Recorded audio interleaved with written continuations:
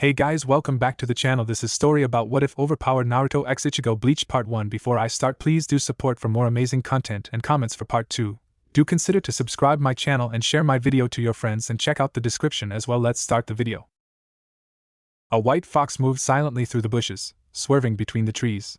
The fox climbed up a tree and carefully climbed through the tree branches until it could see above a tall wall into a human village, watching all the humans moving around, getting ready for the annual fox hunt. Stupid humans, the fox growled. Always killing foxes just because QB was an idiot and let himself be controlled by a human. Yes, the fox could talk. He was Uzumaki Naruto, Fox Hanyu. He had two forms, his human form, where he had a fox tail and two fox ears on top of his head, and his fox form, where he was a normal-sized white fox with a dark purple tip tail. Because Naruto was a half-breed, he was not accepted by humans, and nobody really knew about him. But that was all about to change. The fox hunt was tomorrow, and all the foxes were digging deep burrows, trying to hide. "Hey Naruto!" barked a young voice. Naruto looked down. Below the branch he was on was a small light orange fox. "What's wrong, Yoru?" Naruto asked in fox tongue. "Can you come help us? We can't dig fast enough," Yoru called. Naruto leapt down to the younger fox's side, landing softly. "Sure, I can help. I can't let my own kind die," Naruto said, following Yoru into a huge clearing, filled with bustling foxes. It looked like the human settlement, but filled with foxes, and a few other animals that were helping the foxes. A small brown wolf came up to Naruto and Yoru. "Thank God you're here, Naruto. We could use your help," the wolf said. "Don't worry, Kaya. Like I said to Yoru, I won't let the foxes die. I'm thankful that the wolves and deer are helping like the birds," Naruto replied. Kaya smiled a girlish smile, and almost like she was blushing. "Well, let's get to work. I'm guessing that we have at least 6 more hours until midnight, and the beginning of the fox hunt," Naruto said, trotting quickly into the clearing with Kaya and Yaru on his heels. A dark orange fox with stray gray fur strands all over his body walked over. "Thank you for finding him, Yoru. And thank you for agreeing to help Naruto-san," the old fox said. Naruto smiled and bowed his head for a few seconds. "You're welcome. Now let's get to work," Naruto said, and began to help Yoru dig a hole. In seconds, the hole was over 20 feet deep, and then turned to the right, turning into a tunnel that slowly went down another 10 feet, until the tunnel opened up into a large circular chasm 30 feet in diameter. The hideout was big, yes, but it wasn't enough to hide all the foxes in the forest.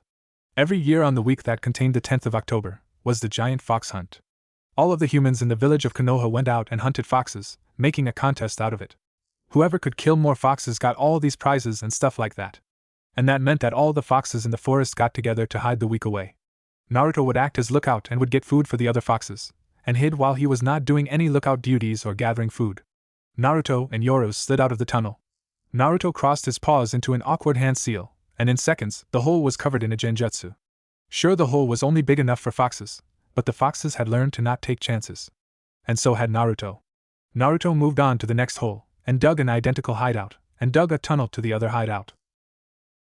After a few more minutes, 5 more of the hideouts had been dug, and all had been connected.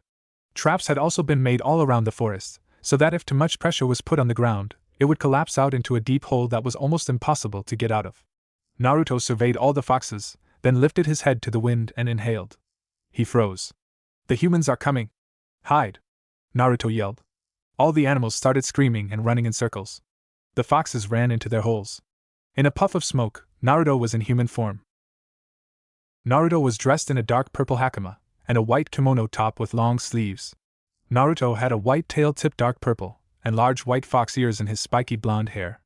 On Naruto's cheeks were 3 identical whisker-like marks. Naruto's cerulean blue eyes had slit pupils.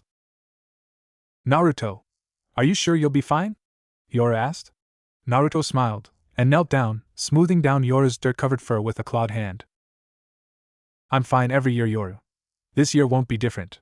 Don't worry," Naruto said kindly, before vanishing. From inside the village, the dreadful announcement could be heard throughout the entire forest. "Let the hunt begin." A group of shinobi walked quietly through the forest, kunai in their hands. "Where are all the foxes?" asked a girl with pink hair named Sakura. "There are rumors that they have a giant animal helping them dig hiding spots. So keep your eyes on the ground," Kakashi replied. Sakura and the others looked down at the ground, scanning the dirt for any holes. Suddenly, They heard howling and barking, and ran forward. Then all was quiet, they kept running. Sakura suddenly stopped, and pointed up. "Look!" she whispered. Up above them was a long foxtail hanging over a branch. They had found their first fox. Naruto scanned the ground in front of him, the huge branch covering most of his body from view, except for his tail that hung over. Nothing so far, Naruto thought.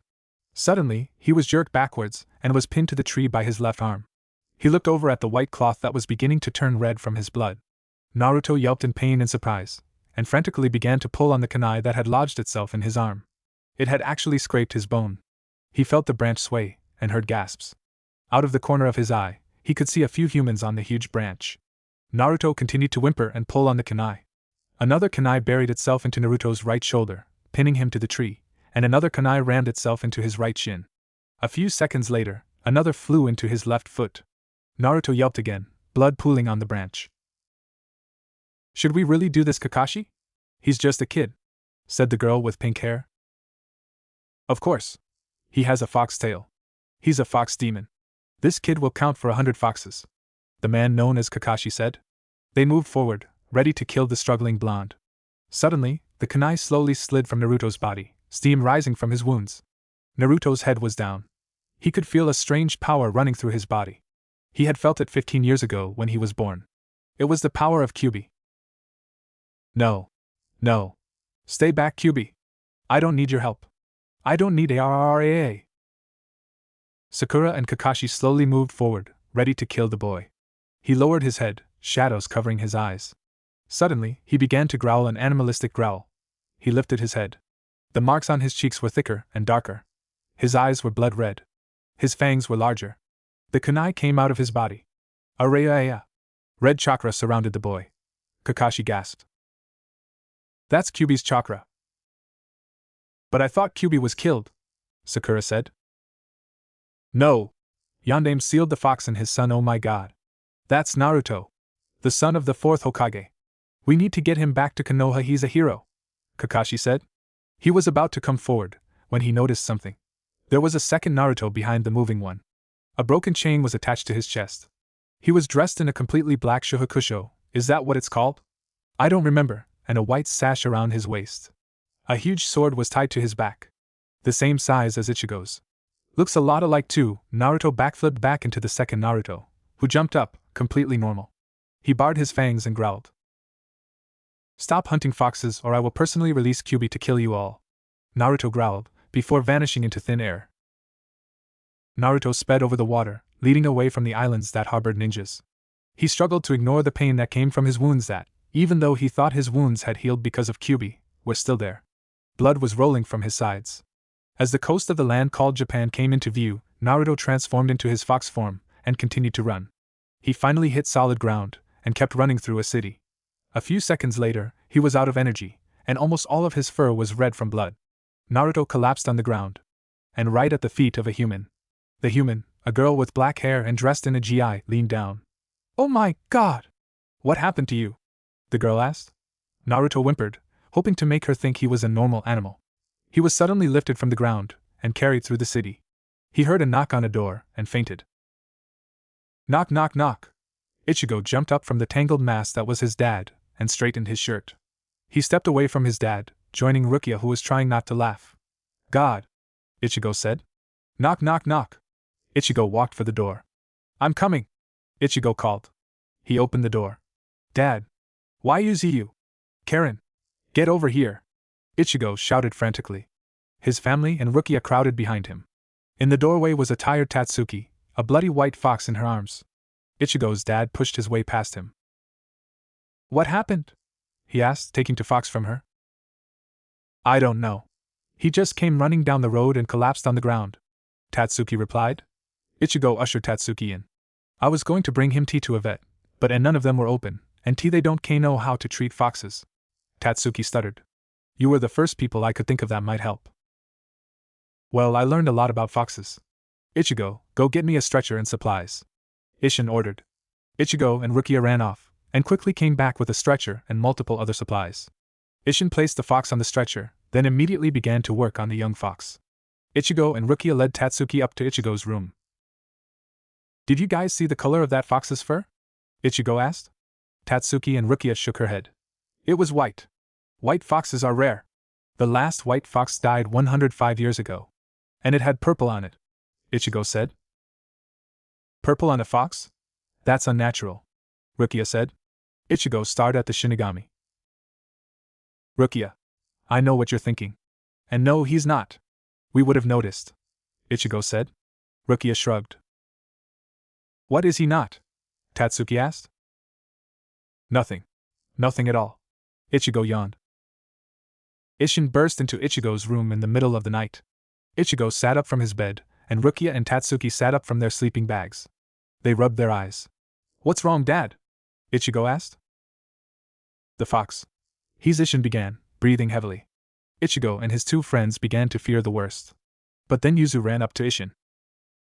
We can't hold him forever, Dad, Yuzu yelled before running back down the hall. There was a loud crash, and something white streaked into the room and under the bed. Ichigo, Rukia, and Tatsuki looked under the bed. It was the white fox, his front and back legs wrapped in bandages, along with his midsection and his back paws.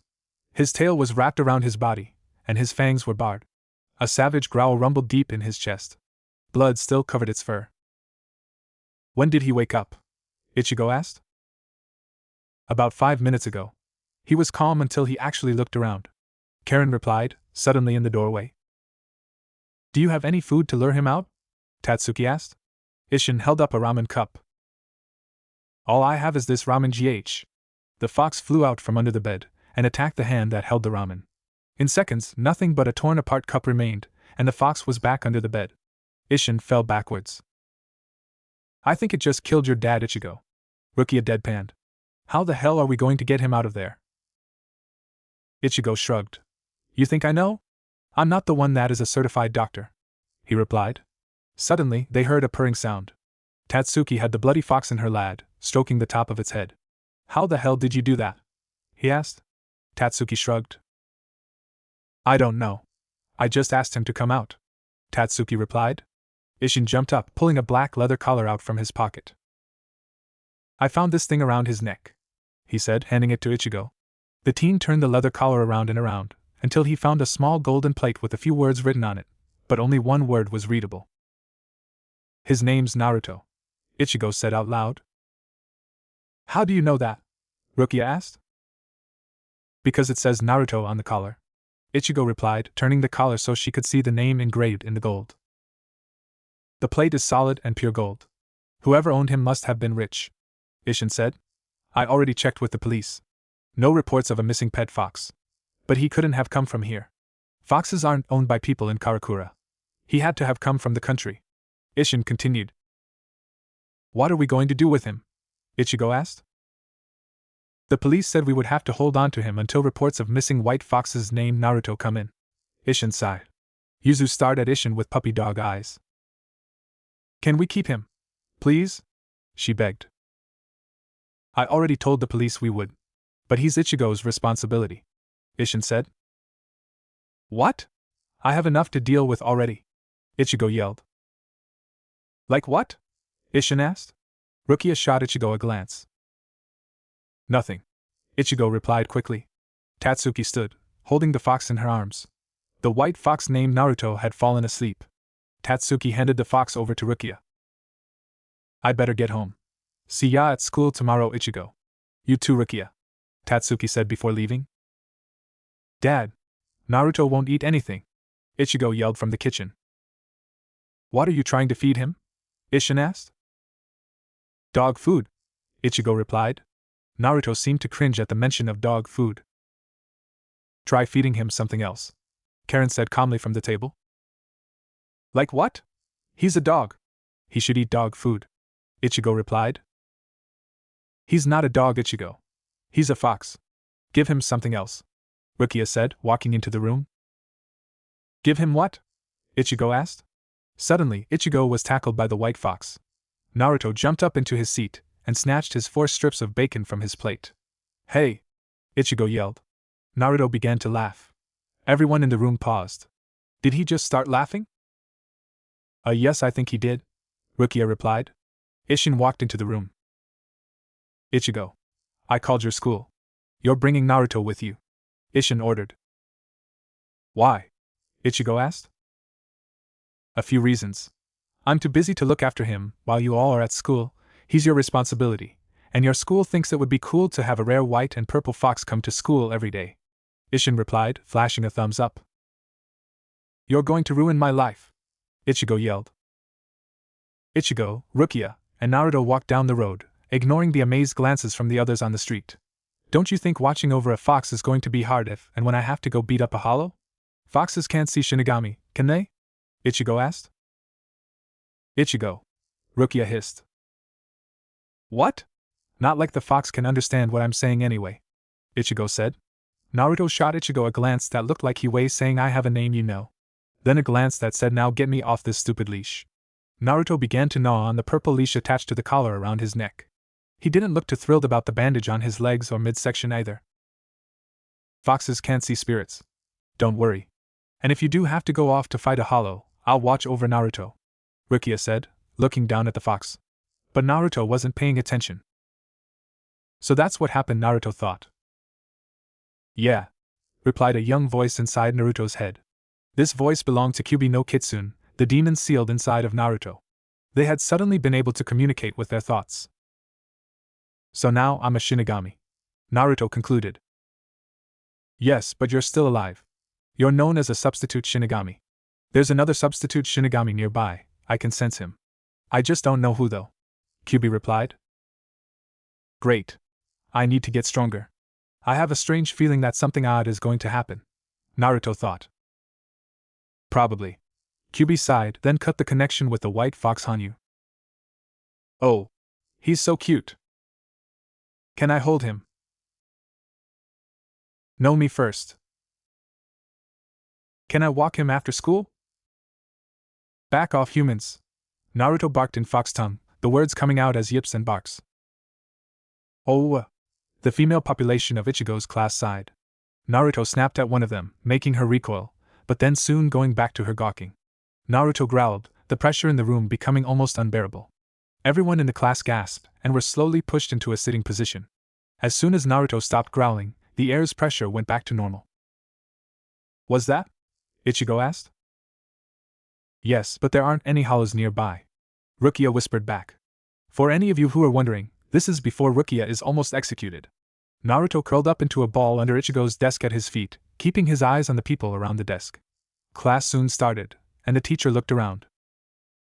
I thought there was going to be a fox here today, she said sadly. There is. He's under Ichigo's desk, Rukia replied. All of the class looked at Naruto with curious eyes. Ichigo and Rukia could have sworn they heard the fox mutter great. Oh, what's his name? The teacher asked. Naruto stood, stretched, and walked over to Tatsuki's desk, and yipped quietly. She began to rub his head.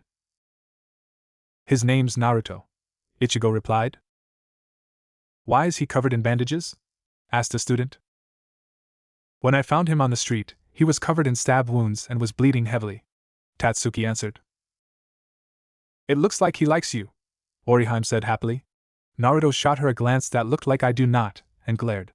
In truth, Naruto was thankful to Tatsuki for saving his life, and would do anything to protect her. It was weird for him. He actually wanted to protect a human. Naruto felt like sighing. If he ever revealed that he was a kitsune to anyone, they would hate him and attack him. Well, let's start class. Naruto, Ichigo, and Rukia walked through the streets after school. We're stopping off at Urahara's for a while, Rukia said. What? Why him? We aren't getting more mod souls, are we? Ichigo asked. No. We're just stopping there, Rukia replied as they walked into the shop, and into the back room where Urahara was sitting at a small table. Oh. Who do we hear? Urahara asked, motioning over at the large white fox. This is the fox I told you about in a short message yesterday, Rukia replied. Ah. So this is Naruto, Urahara said. Ichigo nodded, removing Naruto's collar and leash, placing it on the table. Urahara picked up the collar, and stared at the words. His eyes widened. Rukia's phone began to beep, and she whipped it out. Ichigo. Hello. Urahara, we need to go, Rukia said, throwing Ichigo from his body, making his soul crash into a wall. Okay. I'll watch your little fox friend, Urahara said. Rukia and Ichigo ran out of the room. Naruto sat down and looked up at the ceiling. Naruto. I know that you're a kitsune, Urahara suddenly said. Naruto looked down at Urahara and jumped up, beginning to back away. How did you? Naruto asked. Oh. So kitsunes could talk. I didn't know that. A few things, actually. 1. I can tell you're still young, and yet you are larger than normal foxes. That, and white foxes are impossible. Only kitsunes can be white. Not only that, but you have a purple tip on your tail. Purple is not found in normal foxes, or any foxes whatsoever. That, and it says it on your collar, Urahara said, holding up the collar. All of its words were visible. Naruto. White kitsune. If found, please return him to the forest outside of Konoha. Naruto palmed his forehead with his paw. Damn it! The idiot! Naruto growled. Who? The elder fox, Naruto replied. Urahara reached into his pocket. Come here. Something appeared on my doorstep last night, and it was addressed to Naruto, Urahara said. Naruto approached the blonde man, and suddenly, a weird talisman was tied around his neck, hanging down to his chest. Naruto stared at the talisman. Okay. I give. What the hell is it? Naruto asked. It's made so you could push your soul out of your body easily. I don't know why it came for you, unless there is something else I should know about you, Urahara said. Naruto sighed. Yeah. There's a few things that I'm not going to tell you. But I can tell you that I'm something called a substitute Shinigami or something like that, Naruto said. You too, huh? Urahara asked. Yeah. You mind if I go fight the Hollow? Naruto asked. Go right ahead, Urahara replied. In a puff of smoke, Naruto was in human form, the deputy pass in his hand. His tail was gone, but he didn't care. He asked Kyuubi for it to be gone. Oh. That's cool, Urahara said. Naruto's sweat dropped. Uh-huh. Scary, Naruto said, and flew out of his body. His tail's still gone. It would probably get in the way anyway. Eh? My outfit's almost the same as before. I thought it would have changed more. Oh well. Naruto shrugged and vanished. You idiot! You're supposed to duck, Ruka yelled. Ichigo rolled to his right, trying to get away from the Hollow. I know that. But it's hard when you're distracting me with your yelling. Ichigo returned, swinging his giant sword to cut off the monster's arm. But the Hollow anticipated this, and smacked the sword out of Ichigo's hand, making it go flying. Crap! Ichigo yelled, and covered his head with his arms, getting ready to bleed from the attacking Hollow. But that never came. Instead, he heard a hollow clank, and quiet laughter. I thought you would be stronger than this, boy. Losing your sword to this Hollow? Pathetic, said a young voice. Ichigo lowered his arms, and looked up. A boy with blonde hair dressed in a black shahakusho stood in front of him. Between the boy and the Hollow was a sword almost the length of his body wrapped in white cloth. The sword was strapped to the boy's back by a white sash. There was no guard or grip on the sword, and no pommel. On the boy's cheeks were 3 identical whisker-like marks. But what really drew the eyes of Ichigo and Rukia were the white fox ears sticking out of the boy's spiky blonde hair. The blonde stood straight, apparently not affected by the Hollow's strength. His right hand held onto the hilt of the sword, which came up above his right shoulder so he could reach it easier. Sits diagonally on his back, he stared down at Ichigo with cold eyes. Well? Are you going to stand or not? The boy asked. Ichigo slowly stood. Who are you? Ichigo asked. Call me Fox, Fox said blankly. The Hollow removed his hand from the sword, and Fox did also, letting his hand fall to his side. Fox sighed, shaking his head slightly. Bad idea. He sighed. The Hollow's hand rushed forward, poised to kill him in one blow. His fox ears twitched, and he jumped, soaring high above the Hollow's head. Fox stared down at the Hollow with his cold expression gone. Idiot, he growled. The Hollow threw his arm up, trying to catch the flying boy. Fox vanished instantly, reappearing behind the Hollow. He stepped forward. Instantly, the Ryetsu level shot up. Ichigo and Rukia dropped to the ground, overwhelmed by the power. Be gone, Fox growled. The Hollow roared, and vanished in a puff of black smoke. Fox turned, and began to stalk away. Wait! Rukia yelled. Fox turned, his cold gaze back on his face. What? He asked sternly. Who are you? She asked. I already answered that for the boy, Just call me Fox, he replied, rolling his blue eyes. The better question is, what are you? Ichigo asked. At first it looked like Fox wasn't going to answer, but then he did. I am a creature that all humans despise, and none can love. I am the creature that lives in legend, and in the nightmares of children. I move in the darkness, and live without light. I, human boy, am a demon fox. I am a kitsune. Wait! Rukia yelled. Fox turned, his cold gaze back on his face, and turned to her. What? He asked sternly. Who are you? She asked. I already answered that for the boy.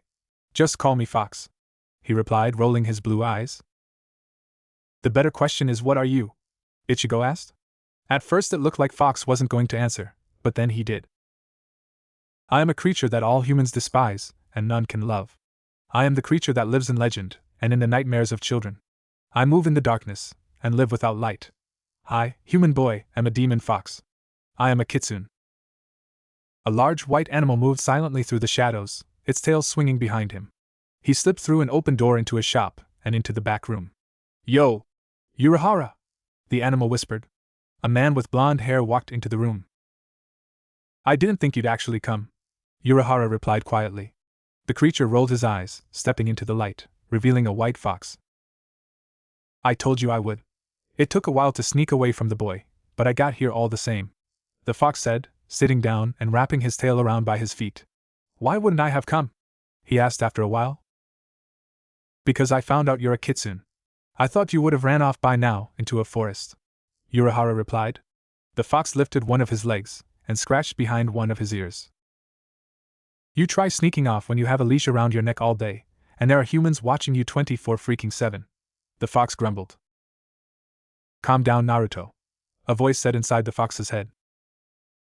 You calm down, Kyubi, Naruto returned. That boy with orange hair that thinks he owns me, he's the other substitute, yes? Yeah. That girl, Rukia, gave Ichigo her powers so he could save his family from a hollow, Urahara replied. That Ichigo boy can't hold on to his sword at all, Naruto pointed out. He's learning. Pretty quickly, I might add. But giving your powers to a human is against the rules in Soul Society. Shinigami will be coming to capture Rukia any day now. It's already been a few months, Urahara said. Naruto nodded. I figured as much, Naruto sighed. What about the Shinigami that gave you your powers? Urahara asked. There wasn't one. I just got them, Naruto replied. That's odd. That's what I said too, Naruto chuckled. I might want to be heading back to Ichigo's home soon, Naruto said. Urahara nodded. Or else he might wake up and find his little Fluffy missing, Urahara chided. Hey, Naruto warned. Naruto hardly listened to the teacher's rambling as he lay underneath Ichigo's desk. He was too busy talking to Kyubi. That and singing. Do you think the other foxes are okay? Naruto asked. Probably. That threat you made was pretty good, Kyubi commented. I hope so. Otherwise I might need to kick some human ass, Naruto growled. Oh, I want to help, Kyubi yelled. But what if the foxes are safe? Then what are you going to do? Besides, I wouldn't let you help no matter what you say, Naruto yelled. Oh, come on. I want to fight. I'm bored. Bored, Kyubi yelled. Shut up. You're the one that told me to stay with the humans. Conjure up one of those human Wii systems or something. Or a human TV. Just shut up, Naruto yelled. God. Touchy. Kyubi muttered, backing off, making the mental link grow smaller. Suddenly, the bell for lunch rang. The human that owned Naruto, Ichigo, grabbed the leash and pulled Naruto out from underneath the desk. Come on, Foxy. Time for lunch, Ichigo said. He has a name, Ichigo, Rukia yelled as she walked over with Oriheim and Chad. Yuri slowly followed. Yeah, but I don't remember it, Ichigo muttered. It's Naruto. Nah, are you two? Rukia said. Like I care. If he ever does anything even worth paying attention to, then I'll call him by his name. Until then, he's Foxy, Ichigo said. Naruto rolled his eyes. By the way, did any of you feel that spiritual pressure yesterday? Oriheim, Chad, and Yuri nodded in unison. What was that? It didn't feel like completely Shinigami, or any hollow. Yuria said. It wasn't a Shinigami at all, Ichigo hissed. It was a blonde boy with fox ears. He says he's a fox demon, Rukia said. You mean a kitsune? Yuria asked. They don't exist. Demons don't exist at all. Except in legend, Chad agreed blankly. Well, the kid gave a mini speech that sounded truthful, Ichigo grumbled. What did he say then? Yuria asked. He said, I am a creature that all humans despise, and none can love. I am the creature that lives in legend and in the nightmares of children. I move in the darkness, and live without light. I, human boy, and a demon fox. I am a kitsune, Ichigo replied. That sounds like something from a book, Yuria commented. Oh, if he really is a fox demon, Orihime began. They don't exist, Ichigo protested. Then why don't we have Naruto call him? He's a fox too. That actually might work, Rukia said slowly. It's lunchtime, let's try it. Just to prove that he doesn't exist, Yuria said, grabbing the leash from Ichigo and dragging Naruto behind him. The group walked up to the roof. Thankfully, the roof was empty. Ichigo picked up Naruto by the scruff of his neck and held him over the edge of the building. That's not what I meant, Rukia yelled. Naruto closed his eyes. The air around him shimmered for a brief second. Kagebushin no Jutsu, Naruto thought, and his original body was replaced by a shadow clone. Naruto appeared in the air behind the group, standing on the air, in his human form, his tail still gone. Naruto wrapped his right hand around the hilt of his sword. What the hell are you doing to Naruto? Naruto growled. The group whirled around. Fox! Ichigo yelled. Naruto did a mock bow, twisting his hand over his chest as he lowered to top half of his body. That's my name. Don't wear it out, Naruto replied. Now answer my question. Why are you holding Naruto over the edge of a building? He really, Yuria stuttered. He, Orihime said quietly. Chad just stared in astonishment. See calling you? Ichigo replied. The Ryetsu in the air increased slightly. Good choice for calling me then. What did you want? Naruto asked blankly. Then Naruto into Ichigo's hand yipped and began to wag its tail. He can see you? Rukia asked. You're obviously a soul. Yes. All foxes can see me. But the fact that you can see me when in your real bodies or in a jigai must mean that you have large amounts of Ryetsu, Naruto commented. Would you put Naruto down, please? Naruto asked. Ichigo stuttered, not knowing exactly what to do. The Ryetsu shot upwards to choking levels. Ichigo and the others struggled to stay standing, while Naruto seemed unfazed. Put him down, or answer to my blade, Naruto growled. Ichigo slowly set Naruto onto the ground. The Ryetsu level was suddenly gone. Naruto grinned, his fangs gleaming. Thanks, Naruto said before he vanished. The air around Naruto shimmered again, and Naruto was back in his place as a fox. You're right. He's real, Yuria said. But I still say that he's not a demon. I say it's just a coincidence that he knew the fox was in danger. I say he's real. Did you see his little fluffy ears? Orihime squealed. His animal ears weren't exactly small, Chad said. But they were cute, Orihime yelled. Naruto laughed quietly and rolled his eyes. Humans are odd, Naruto thought. Says the boy who's half human, Kyubi replied. I admit I am part human, but my fox blood is the side that I accept. The foxes were the ones that were nice to me and took me in. They are my kind. Not humans. I have a feeling they'll be coming any day now, Urahara said quietly. Naruto nodded, scratching the back of his head with his human hand. I do too. We need to keep a lookout for any Shinigami from Soul Society. Losing Rukia would probably be a bad idea. Naruto agreed. Another month had passed since Naruto had first arrived in Karakura. His true fox size had grown drastically. He had become slightly larger than a full-grown male lion, and had grown 4 more tails, making him a 5-tailed fox. Naruto had also learned how to fly without having to stand on air with his Shinigami abilities. But Naruto always kept his size to the size he had been when he first arrived, only becoming his true size around Urahara or when he snuck away from Ichigo into the forest in the Karakura Park. At the moment, Naruto was in his human form, his tail curled around his body. Naruto hardly ever had all 5 tails visible in human form. At the moment, they were discussing the problem that was Soul Society. Yes, it would. Most likely, the Shinigami that come would kill Ichigo to get rid of the substitute. And because they can sense substitute Shinigami, you're in danger too, Urahara announced. I figured as much. But you do realize that if I am attacked, I'll have to hold back, Naruto said seriously. That's not a smart idea, but okay. If you must. Urahara sighed. Naruto looked at the watch around his wrist, and sighed. It's getting late. I'd better go. Rukia would have a fit if she found I was missing again, Naruto said with a slight smile. Okay. Tell me if you see anything that has to do with Soul Society, Urahara said.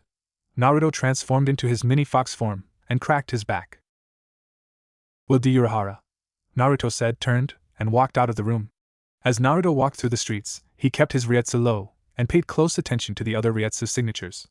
Looks like nobody came today, Naruto thought. Suddenly, he felt two extremely strong Ryetsu signatures. Fuck. Spoke too soon. Naruto sighed, and flew from his body, transforming into his human form. Naruto covered his fox ears with the genjutsu. He dashed through the streets until he saw two Shinigami in front of him. He stopped, his hand wrapping around the hilt of his sword. He suddenly froze. One was a lieutenant, and the other was a captain. Ah shit. Naruto cussed in his mind. What are you doing here, Shinigami? Naruto growled. If I'm not mistaken, you're a Shinigami too, said the man that wore the Captain Haori.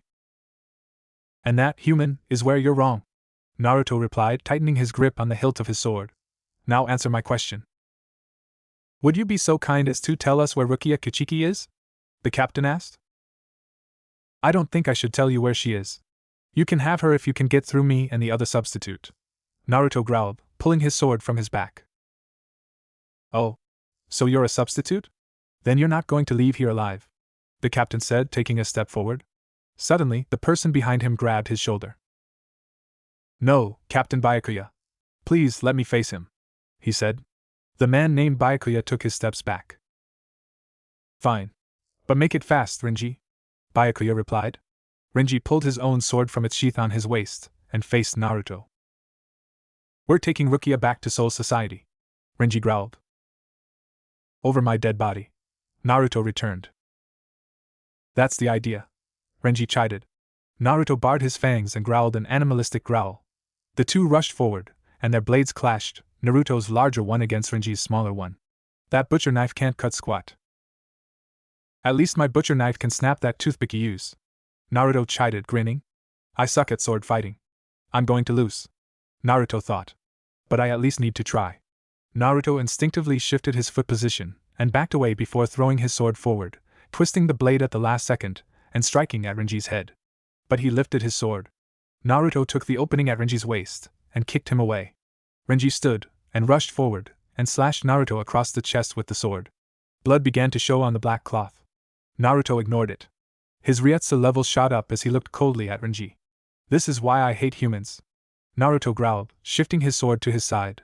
He rushed at Renji, his sword at his side. Naruto roared a battle cry as he swung his blade. Renji stopped, and closed his eyes, certain he was going to die. He heard Naruto snickering. Naruto was standing back, laughing quietly. Red strands of hair floating down to the ground. Renji reached up and searched around for his ponytail. Naruto had cut it off, giving him a buzz cut. What the hell? Renji yelled. It's called a buzz cut, Naruto replied, lifting his sword. Byakuya stepped forward.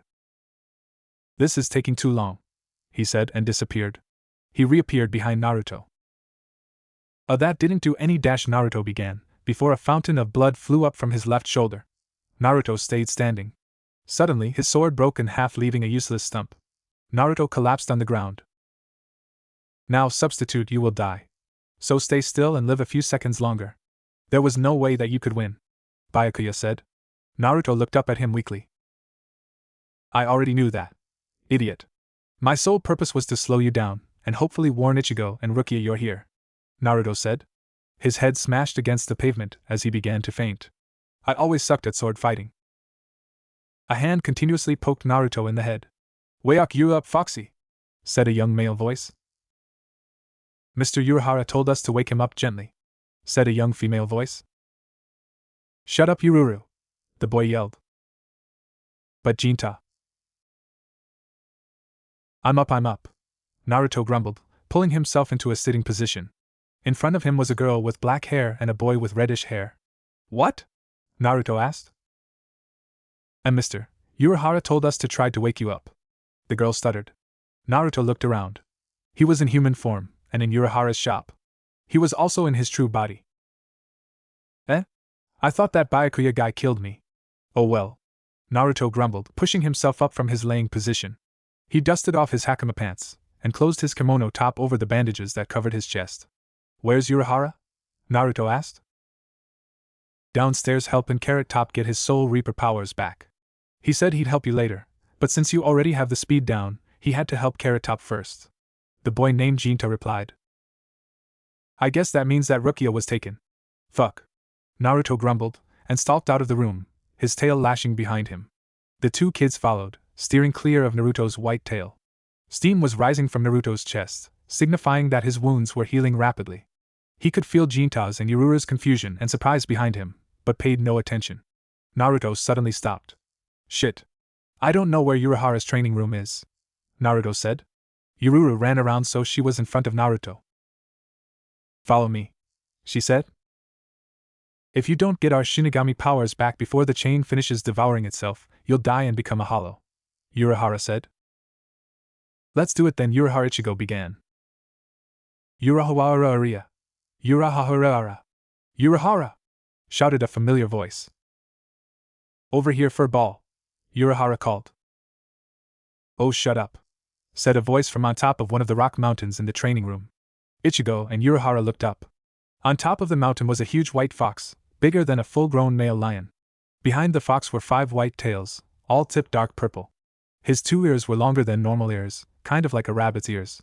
Around the fox's neck was a wooden talisman, a blue crystal necklace, and a black collar with a golden plate on it. The fox stared down at the two with familiar blue eyes. Come on down here, Urahara said. The fox jumped off the mountain, and red and orange flames surrounded his 4 paws. He ran across the air without using any ryetsu, and landed next to Urahara, the ground under his paws cracking. The flames around his paws vanished. What's that? Ichigo asked, pointing. You already know him, Urahara said dismissively before turning back to the fox. Well then, fox. It looks like you're awake. Furball, fox, Kitsune-kun. Pick a freaking name, Urahara. The fox grumbled.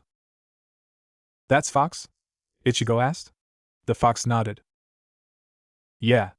But I'd prefer if you call me by my real name, Fox said. And what would that be? Ichigo asked. Fox turned to face Ichigo. I'm Naruto. Yes, I know it's short, but I ran out of ideas. So there you go. So you've been a giant talking fox the whole time? Ichigo asked. Giant talking Shinigami Kitsune, Naruto corrected. Is there even a difference? Urahara asked. Yes. Shinigami powers makes a big difference, Naruto growled. No, it doesn't. Yes, it does. No, it doesn't. Are we going to argue all day, or are you going to help us get our powers back? Naruto asked. Why, you lost your powers too? I thought you were a Shinigami, Ichigo said. I was a substitute, even though I didn't get the powers from a true Shinigami, Naruto replied, laying his head on the ground. Ichigo and Urahara shifted their sitting positions. Naruto's been helping me keep an eye out for Shinigami from Soul Society ever since he appeared a few weeks ago. He fought against Byakuya and Rinji when they came, trying to delay them so you and Rukia could hide, Urahara said. Naruto yawned. Let's just say I suck at sword fighting, and apparently, you didn't notice that there was fighting going on. Naruto yawned. We did, but Rukia ran off without me. She went to the 2 Shinigami and went with them voluntarily, Ichigo said. That was stupid, Naruto mumbled. Not a very bright thing to do, I must admit, Urahara sighed. Naruto stood, and in a flash, was in his human form, only one tail behind him again. Well, let's get back to training. We won't have that much time after we finished, Naruto announced. Naruto's right, Ichigo agreed. Naruto stared at Ichigo with wide eyes. You called me by my name, Naruto said. Well, now that I know that you're human, I kind of have too, Besides, I said I would call you Naruto if you did something special, Ichigo said. I'm a kitsune boy, Naruto growled. My name's Ichigo, Ichigo said. Yes, but you're human, and I'm a fox demon. I call you boy, Naruto replied. You're going to have to accept it sometime, Urahara said. I won't accept squat. Demon is my only blood, Naruto growled. Urahara raised his hands as if to ward off a blow. Fine. You'll get it someday, Urahara whispered. Naruto bared his fangs and growled an animalistic growl. Just begin training us, Naruto growled. Urahara grinned. Okay, he said. He clapped his hands, and two chasms opened up underneath Naruto and Ichigo. Naruto looked down as he hovered over it briefly. Shit. Naruto sighed before the two fell to the ground below. Naruto landed perfectly, while Ichigo fell on the back of his head. Their arms were suddenly tied behind their backs. Naruto suddenly noticed he was out of his original body, and a short chain was attached to his chest.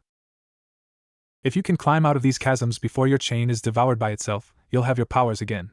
If you don't... Yeah. We'll die for real and turn into hollows, Naruto yelled. How did he know that? Kyuubi was smart. That's how.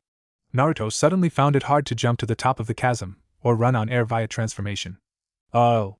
This'll be harder than I thought, Naruto said in his mind. No dip Sherlock. I coulda told you that. Kyuubi sighed. Hurry up. Your chain is consuming itself, Kyuubi warned. What? Naruto looked down. His chain had grown giant mouths, and were eating each other, screeching as they bit into each other. Aw shit! Naruto groaned, and ran at the wall. He tried putting chakra into the soles of his feet, but once he placed his foot on the wall, he fell back to the ground. What the hell? Naruto yelled. The chains. They're eating your chakra too. You need to hurry, Kyuubi warned. There were only 2 links left. As the last shard of the last link left ate itself, a thought crossed Naruto's mind. Shit. Pain erupted in Naruto's body as a white substance poured from his mouth and eyes. What do I do? What do I do? Naruto yelled. He waited for Kyuubi to respond, but he didn't. It finally occurred to Naruto that Kyuubi's mental link with himself had been destroyed. A mask began to form on Naruto's face. Okay. Concentrate. Concentrate. Shinigami power. I know I have it. I can feel it. But where is it? Naruto thought. His mask was almost done. He could hear Ichigo screaming. He knew his mask was forming too. Naruto snapped up. That was it. He felt it. Naruto mentally reached forward and grabbed it. Naruto appeared on top of the chasm. He noticed Urahara had a sword in his hand and was facing him with a dangerous yet curious look. Naruto also noticed that he seemed to have a mask on his face. Urahara pointed his sword at Naruto, making the blonde recoil. Eh? You ain't skewering me with that thing, Naruto yelled. What are you? Urahara asked. We've covered this. I'm a kitsune dumbass, Naruto yelled. Then what's with the mask? Are you a hollow or Shinigami? Urahara asked. Naruto looked down at his body. His sword was back, in one piece, on his back. And he was back in his black Shihakusho. Naruto grinned, taking the mask off his face. Sweet. But what up with the mask? Naruto asked, turning the mask over and looking at it. Naruto's mask looked like a human face, with rounded teeth. On the left side of Naruto's mask on the forehead were 3 red marks that curled down towards his left eye. Like Ichigo's mask. On each cheek of the mask were 3 identical red whisker-like marks. The indents around Naruto's eyes were red, and they joined together on the outside of each eye at the top of his eye, and ran back towards where his ears are supposed to be. Right under each eye were 2 lines that started at the side of the mask and joined together close to the nose of his mask. I give. What the hell is T? Naruto was cut off as his eyes glazed over and dimmed, and he began to sway, his eyes beginning to droop close. Look. I'm dizzy. Naruto moaned before falling onto his back, asleep once again. Well, I know one thing. Naruto's okay, Urahara said as he waited to see if Ichigo would become a hollow, or become what Naruto had become. Is he going to wake up any time soon? Asked a familiar voice. That's Carrot Top, Naruto thought. If you didn't splash him with water, he probably would have woken up earlier. In legend, kitsunes are beings of fire. Water just makes them tired. Another voice replied. Urahara, Naruto thought. Oh, so now it's my fault, Ichigo yelled. Yes, it is, Urahara replied. It's not my fault. You're the one that hit him with water, Urahara pointed out. Naruto opened his eyes. It's both your faults, Naruto yelled suddenly, sitting up. Oh, you're up, Urahara said. Who could sleep with you two fighting? Naruto asked, yawning. And water had nothing to do with it. I've just gotten less sleep lately, Naruto grumbled, standing up and stretching his arms. Why's that? Urahara asked. Because I've been coming to see you at night to report if I'd seen any other Shinigami idiot, Naruto yelled, hitting Urahara on the head. Do you even have a brain? I do, but I don't use it. Obviously. Naruto yawned, rolling his eyes. Where'd you stash my real body? Naruto asked. 'Cause I took yours and Ichigo's back up to the shop, Urahara replied. Oh, okay. The boy still has training, right? Naruto asked. You do too, Ichigo said. I already know how to fight, Naruto said. How? Urahara asked. Hand to hand, Naruto replied. Don't you mean paw to paw? Urahara asked. Naruto stared at him blankly. Do you want me to bite your head off? Naruto asked. No. But you still need to know how to fight with swords, Urahara said. Fine. But I think the boy should learn how to fight hand to hand, Naruto said. I do, Ichigo yelled. Oh really? Let's see if you can beat a fox, Naruto said, grinning. Fine. I've had to fight because everyone hated my hair color. I know how to fight. Let's see it then, Naruto yelled.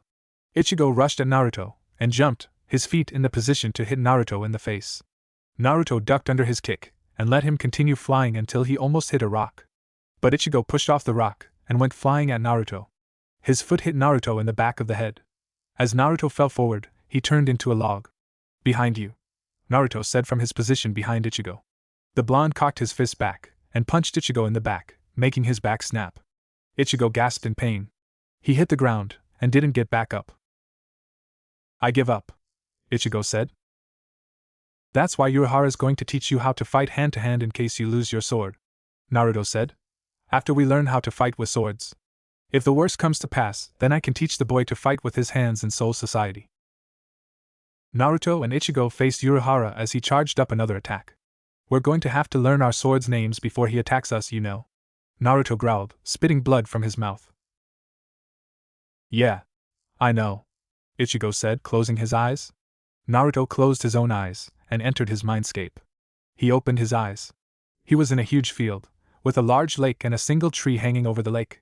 A boy with black hair and black eyes stood in front of Naruto. It was the soul of his sword. Am I ready to learn your name yet? Naruto asked. In fact, you are. You are strong enough to learn my name. Cry it out in battle. I am always in my Shirkai form, but my name can make a large wave of Ryetsu fly from me, the boy said. Naruto grinned as he began to vanish once again. Okay. Thanks. Naruto and Ichigo both snapped their open in unison, and raised their swords up to the tip of the blade faced the sky. The power in the air increased drastically. Ichigo's sword was outlined in blue, while Naruto's was outlined dark purple, the same color as his tail. Urahara's eyes widened, his red outlined sword still glowing. Naruto and Ichigo grinned, and swung down their blades, crying out their names in unison. Zangetsu. Rakushaya. Urahara swung down his own blade, sending a blast of red Ryetsu at the two, while Ichigo's blue wave and Naruto's purple wave flew side by side. The two waves mixed together, and formed a lighter purple, and increased in size. The two waves crashed into each other, wrestling back and forth for the upper hand. Finally, Urahara's red Ryetsu wave mixed in with Naruto's and Ichigo's and made one thing happen. Boom! Urahara, Naruto, and Ichigo all flew backwards. Ichigo crashed into the ground, Urahara managed to slide to a stop, and Naruto crashed into a mountain, making it shatter and topple to the ground. Naruto climbed out of the rubble, groaning. Ugh! He moaned. Urahara walked over, grinning. Looks like you guys learned your swords' names. You guys have one more person coming with you into the Siri-ISP? I wonder where he went now, Urahara said, looking around. Who else could possibly come? We already have a talking cat, Yuryu said, glancing over at the black cat. Ichigo sighed and stepped forward, gaining glances from all the newcomers, Yuryu, Chad, Oriheim, and the talking he-cat Yorichi. I'll refer to Yorichi as a guy in cat form. Just because it's easier. I'll call him. He's probably off eating ramen like no tomorrow again, Ichigo said. He inhaled deeply and Naruto. Ichigo roared. His friends stared at him with wide eyes. You're bringing your pet with you? Chad asked, not looking so sure. He's not my pet anymore, Ichigo said. Suddenly, the small white fox came around a corner, and into the clearing, its tail swishing behind him. He's just going to get in the way, Kurosaki, Yuryu protested. Hey! He may look small, but he's one powerful guy. He can beat me in hand-to-hand combat, Ichigo yelled. He turned his glance back to the small fox at his feet. Although he might not be able to beat anyone when he looks like that. Naruto lowered his head and growled. The growl sounded a lot like fine. Suddenly, purple and blue flames swirling around the fox, and in seconds, Naruto was in his giant five-tailed form. And in seconds, Yuryu had his spirit bow pointed Naruto's head from point-blank range. Naruto was sprawled on the ground with Chad on his back from tackling him and had his spiritual fist poised to punch Naruto's spine and crack it, and Oriheim had her spirit fairies, I think that's what they are, in the position to fly through his chest and into his heart. Naruto remained in that position, his eyes wide from shock. That was not what was supposed to happen. The Ryetsu in the air grew to intense levels. All turned to Ichigo and Urahara. They had their Zanpakutos out in front of them, and did not look too happy. Get off of Naruto, Ichigo growled. The three slowly got off Naruto, but kept their weapons out. Naruto stood and stretched, his front paws out in front of him, and his back cracking. Then something totally unexpected happened. Didn't expect that to happen. That's why I didn't come in here in my true form, boy, Naruto said, backing up to Ichigo's side. Ichigo groaned. Would you stop calling me boy? No, Naruto replied, grinning a toothy grin. Ichigo palmed his forehead. You've been doing that a lot lately, Naruto pointed out. Yeah. 'Cause you're here, Ichigo returned. Humph, Naruto grumbled, turning his giant head away from Ichigo like a little kid. Urahara, are we going to leave or what? Naruto asked. Yeah? Urahara said. Follow me. Urahara turned and began to walk away. Naruto and Ichigo walked side by side in front of the others, who were watching Naruto with wide eyes. I still say you can't do that, Ichigo yelled. And I say I can. I'll prove the point to you if I must, Naruto replied, his jaw not moving in unison with his words. Fine. It's a bet then, Ichigo yelled. Agreed. If I can make you palm your forehead 500 times before both of us die officially and are sent to Soul Society, or to a different place if we die in our soul forms, then my point will be proven, and you'll have to dye your hair neon pink, Naruto said, grinning madly. Fine. But if both of us die before I palm my forehead 500 times, then you have to use your giant form, be painted neon orange, and have to walk through town, talking nonstop, Ichigo yelled. Naruto groaned. I hate orange, Naruto moaned. Ha! Ichigo yelled. But you'll look like a gay ass with pink hair, Naruto said. I bet you're going to be asked out by hundreds of males in one day. Naruto laughed. Ichigo palmed his forehead. Ha! That's one for me, Naruto yelled. What? Damn. I need to be more careful, Ichigo yelled, palming his forehead again. 2. Damn it. What is this going to prove again? It suddenly seems pointless, Ichigo said. The point of this point proving is to prove a point that I can prove a point against you, while proving a point to myself that I can prove a point in the first place, Naruto replied. A what? Ichigo asked. My point exactly. Slap. Ha! 3. Naruto laughed. What's that loud noise? Ichigo asked. Yorichi looked back towards the back of the tunnel they were coming through, and her eyes widened. Naruto, in his five-tailed fox form, noticed this, and instantly picked up the pace, passing all of the others. I know it's coming, Fluffy, Naruto grumbled as he raced past Ichigo. Why the hell is he running that fast? Ichigo huffed. He saw I was worried, so he sped up. The cleaner of these tunnels is coming. It won't stop, even for Shinigami. Pick up the pace, Yoruichi said, speeding up himself. Soon, all the others had caught up with Naruto, who was moving smoothly. I thought you guys would notice Yoruichi's frightened expression around the time I did, Naruto said. He turned to Ichigo. You humans really suck. Ichigo palmed his forehead. Ha!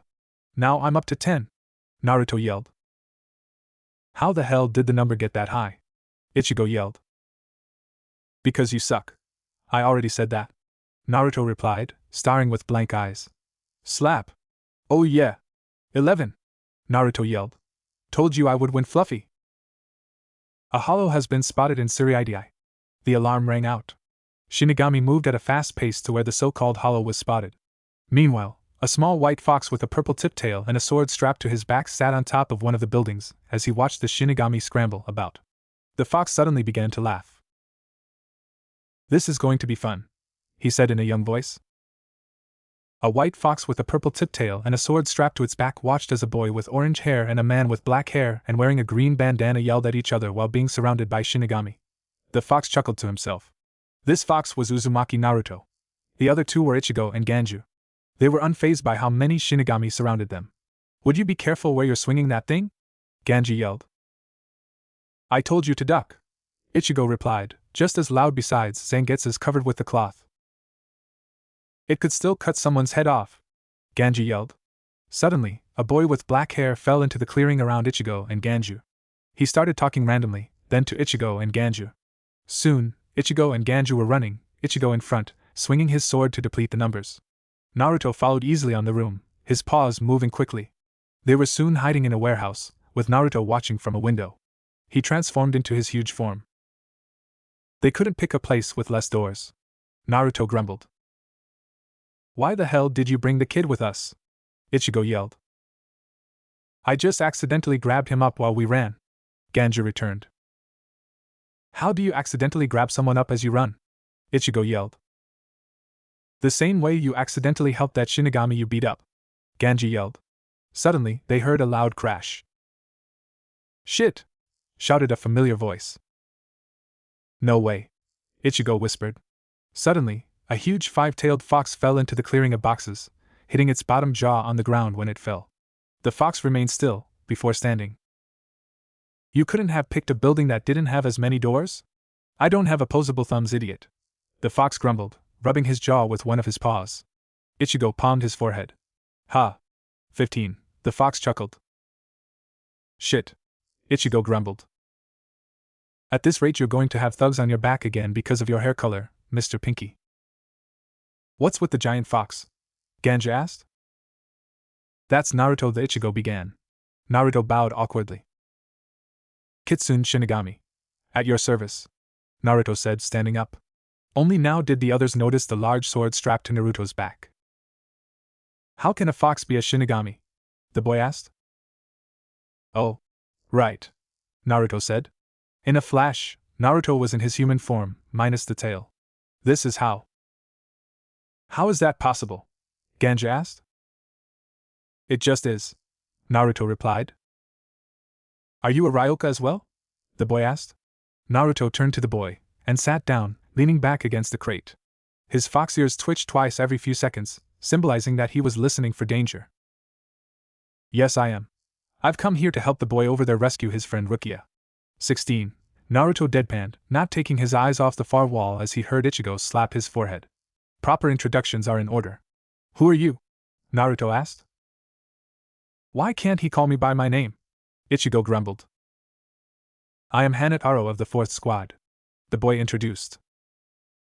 I'm Uzumaki Naruto, substitute Shinigami and Fox Demon of Konoha Forest. Naruto said. Where's that? Hanataro asked.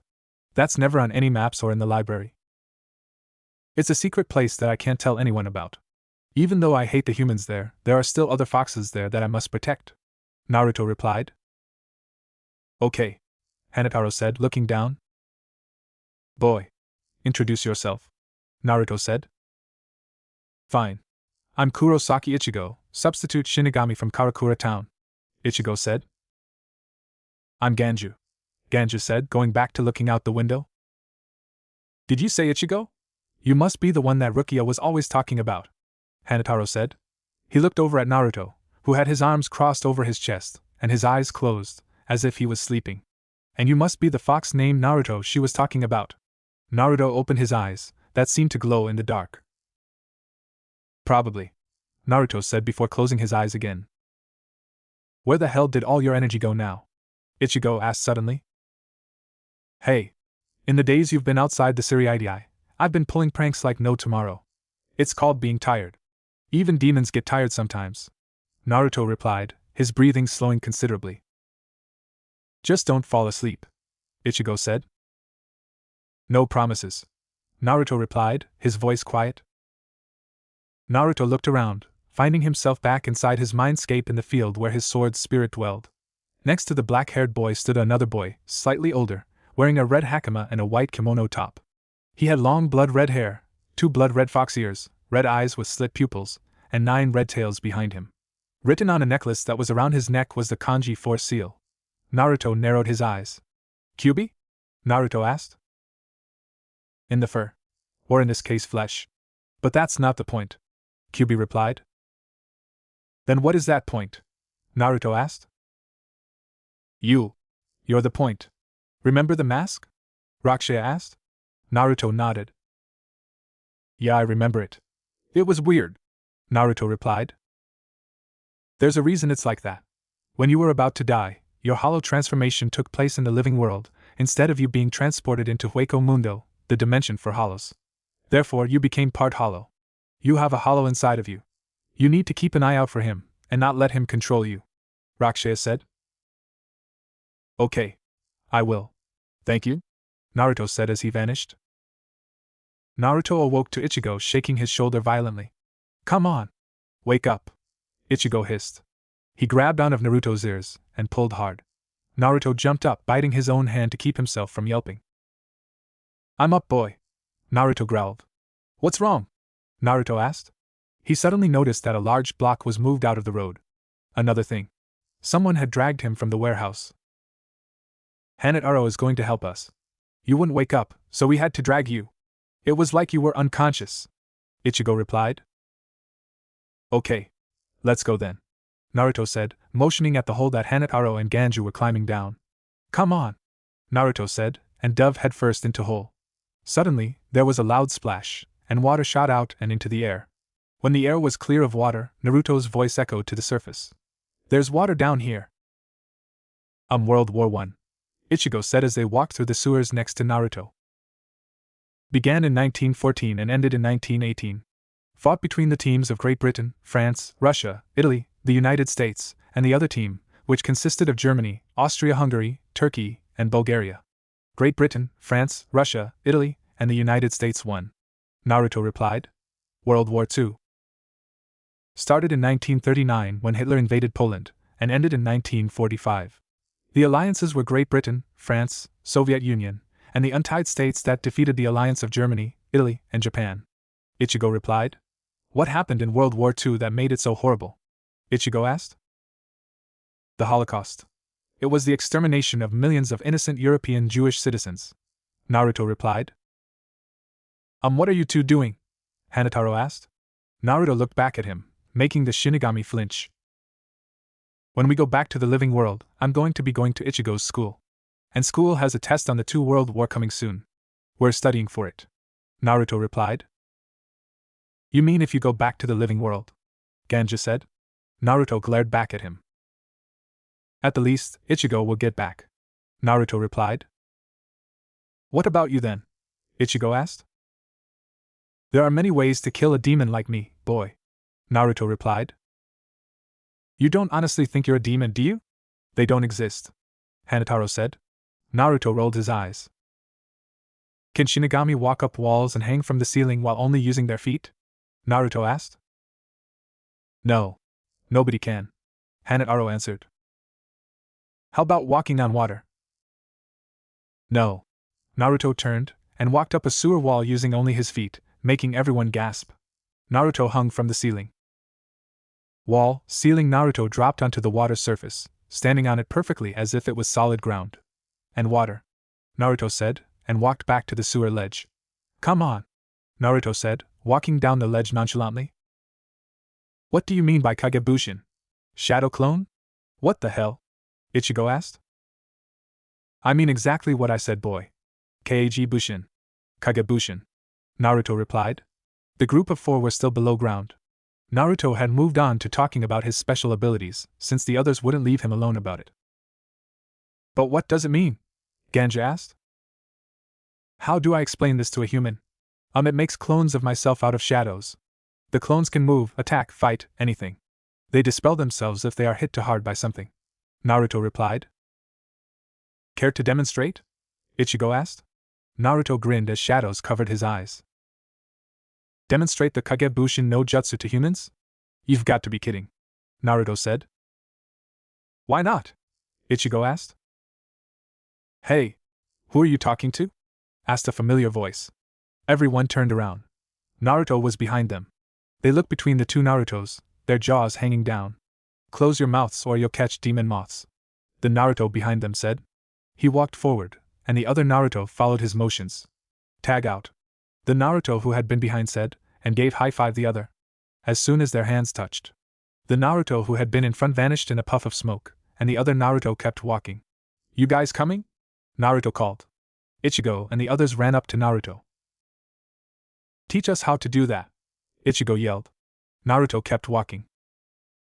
Can't. He deadpanned. Why not? You just want to stay special? You don't want us to be cool too? You don't want us to be able to beat enemies? Ganja asked. Naruto whirled around, his eyes red with slit pupils. You want to know how to make a clone? Fine. Go through the damn pain of being a half-demon, and then I'll teach you. Naruto yelled, turned and began to stalk away, his fox ears pressed flat against his head in anger. Blood dripped from Naruto's hands from his claws that were digging into his skin. Steam was rising from his hands as the cuts tried healing themselves.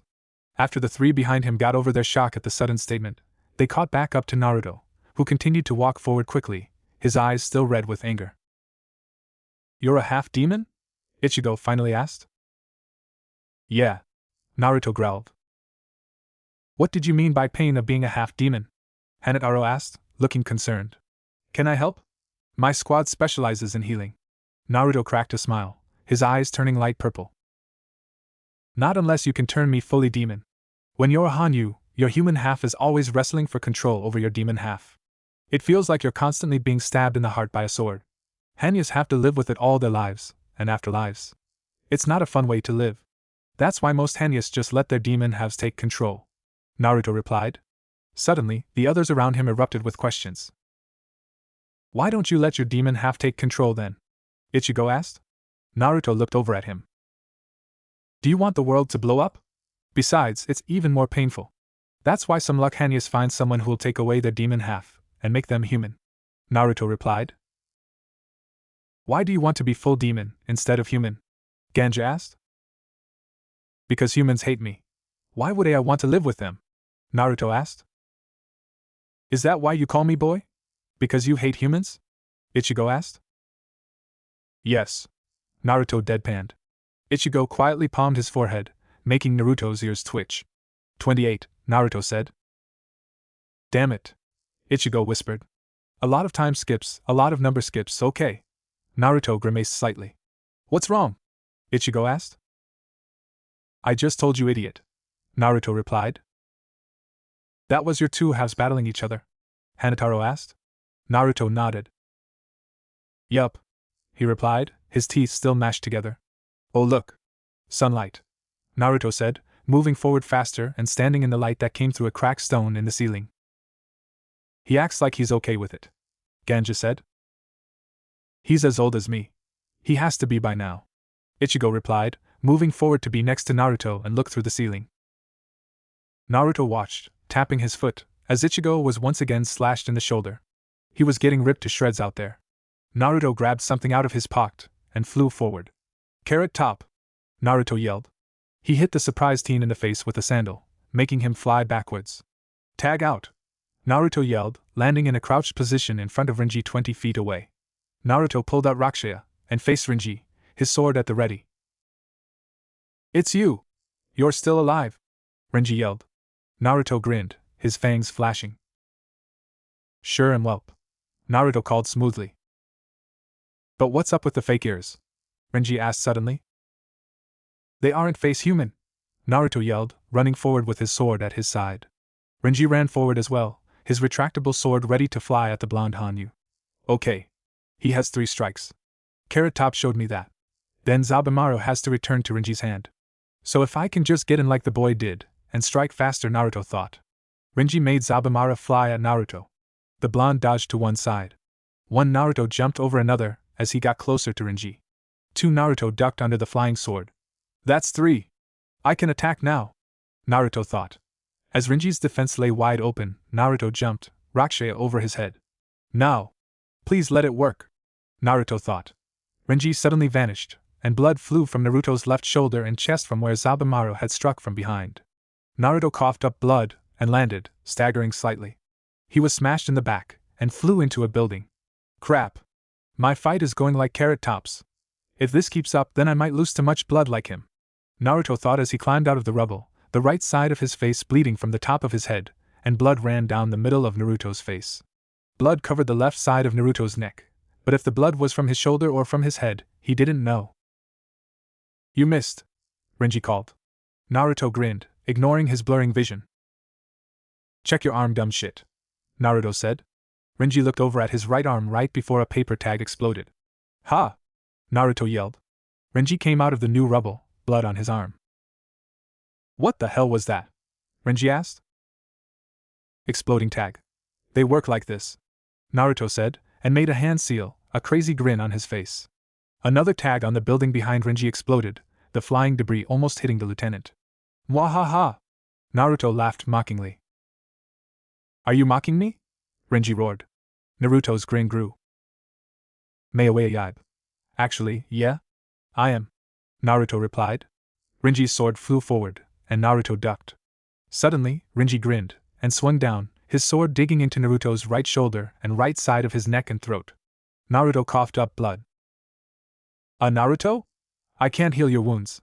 So be careful, Kyuubi yelled. Thanks for telling me, Fluffy Baka, Naruto yelled, spitting blood from his mouth. Naruto could feel blood rolling down his chest and stomach. He ignored it. Kyuubi began to groan. I can feel your pain, it hurts like hell, Kyuubi yelled. Naruto ignored him, along with the pain in his neck and throat. He was surprised that he could even still breathe and hold up his head. It should have collapsed already. Renji made his sword fly at Naruto again, who tried to block, but the sword slashed into his right forearm, and somehow stabbed Naruto in the stomach. Crap. I need Carrot Top, Naruto thought. Naruto turned to the orange-haired teen, who was limping back over from where he had landed from Naruto's hit. Carrot Top, Naruto called. Ichigo came over, breathing heavily. Remember what Urahara said? We can't be soft, and be afraid to kill. You remember what he said, right? Naruto asked. Ichigo nodded. Do you want to use that move? It will probably use all of our Rietsu though, Naruto said. Holy crap. I'm working with a human, Naruto thought. Hell yeah. Our collaboration attack, Ichigo said. Naruto and Ichigo grinned, standing at Ichigo's side, and raised their sword in unison so the tip faced the heavens. Blue Rietsu outlined Ichigo and his sword, while dark purple Rietsu outlined Naruto and his sword. Renji made his sword fly forward. Ichigo deflected it by lowering his sword slightly, before raising it again. When you defend to live, Ichigo yelled. Zabumaru flew forwards again, and Naruto blocked it from hitting Ichigo by sticking his left forearm out, creating a huge gash in the flesh. When you protect someone, don't let them die, Naruto yelled. Zabumaru flew forward, and missed, fling to Naruto's right. While it was going back to Renji, it sliced a gash through Naruto's right leg. When you strike to kill, Naruto and Ichigo yelled. They swung their blades down in unison, looking like one person. Collaboration attack. Raketsu. Naruto and Ichigo roared in unison. The blue and purple Rietsu mixed together as they flew forward, turning into a swirling drill, the two Rietsus twisting around each other. The attack collided with Renji, and made the man fly backwards. When the smoke cleared, Naruto and Ichigo were still standing. I'm so much like Carrot Top, it's scary, Naruto thought. That's because he's human, Kyuubi said. And so are you. It's like what Urahara said. You can't ignore it forever, Rakushaya said. I'm starting to think that I can't ignore my human blood much longer, Naruto stated. You know, Ichigo is a lot like you. He has a Shinigami half in him too. Sure, it's not demon, but he's the closest human that will ever come even close to understanding how you feel, not sure where you belong. QB yawned. That's it. I'm human, damn it. I'm demon too. I don't belong with either, but I can live with both. Naruto growled. Naruto and Ichigo looked over at each other. Naruto grinned weakly. We're out of Ryetsu. And blood, Ichigo said. Demons can only be killed by being stabbed through the heart, and sometimes that doesn't even work. But humans can be killed in a number of ways, Naruto said, his voice just above a whisper. Ichigo looked over at Naruto in surprise. Looks like we're to die here, Ichigo, Naruto said. You called me Ichigo, Ichigo whispered. It's your name, ain't it? I've finally decided to accept my human half, no matter how much the humans hate me, Naruto said. Rakushaya fell from his hand. Looks like you won the bet, Ichigo, Naruto said before falling to the ground, Ichigo shortly following. The two remained still. Ichigo! Naruto! Ganju and Hanataro yelled, running over to the two teens' sides. A puddle of blood was growing on the ground. Hanataro stared in horror. We need to get out of here, Ganju said, slinging Ichigo over one shoulder and Naruto under the other. Come on. Do you think you can carry both their swords? Ganju asked. Hanataro lifted Ichigo's sword with little problem, but when he tried to lift Naruto's Zanpakuto, which was the exact same size, he could only lift it an inch from the ground. He just ended up dragging it away. You're going to heal them, huh? How are you going to do that? You have no instruments. No medicine, Ganju said from his hiding/lookout place. Well, other Shinigami use their Ryetsu for battle. But in Squad 4, we use our Ryetsu for healing. It's basically our only power, Hanataro replied, turning on a lamp to see better. Ganju looked around the corner at Naruto and Ichigo, who lay on the ground a few feet away from each other. Both were breathing heavily, blood covering half of their faces. Most of their kimono tops were covered in blood. I think I can still save them. Just give me one night to do it, Hanataro said. Hanataro finally finished bandaging Naruto's chest where it had been cut, and moved to the deep slash in Naruto's stomach. He instantly stopped, and gasped. On his stomach was a strange swirl mark. What's wrong? Did one of them die? Ganju asked. No. Come take a look at this, Hanataro said. Ganju walked over. Do you know what this is? Hanataro asked, pointing at the swirl mark on Naruto's stomach. Ganju stared at the mark, before shaking his head. Nope. Don't know what it is. But no way can it be a birthmark. It's too weird, Ganju said, walking back to his original spot. It's not connected to him being a Hanyu. All of the history books on Hanyus never said anything about that. And it's not connected to the mask that was protecting his right shoulder, Hanataro thought. What is it? He thought as he got back to work on healing Naruto's injuries. Pain erupted in Naruto's stomach, and forced his eyes opened. That boy, Hanataro, was hanging over him, bandaging his stomach. You've been out for a while. Ichigo already woke up, but he tried leaving. Ganju punched him out, Hanataro said with a smile. How many punches did it take? Naruto asked. 1, Hanataro replied. Naruto laughed shortly, closing his eyes again. Idiot. He shouldn't have been trying to move that early, Naruto said quietly, trying to ignore the pain in his stomach as Hanataro tightly wrapped it in bandages. It was way too early, Hanataro agreed. Naruto felt Ganju walk over. He woke up? Ganju asked. Yeah, Hanataro replied. How are you feeling? Ganju asked. Like crap, Naruto deadpanned, not opening his eyes.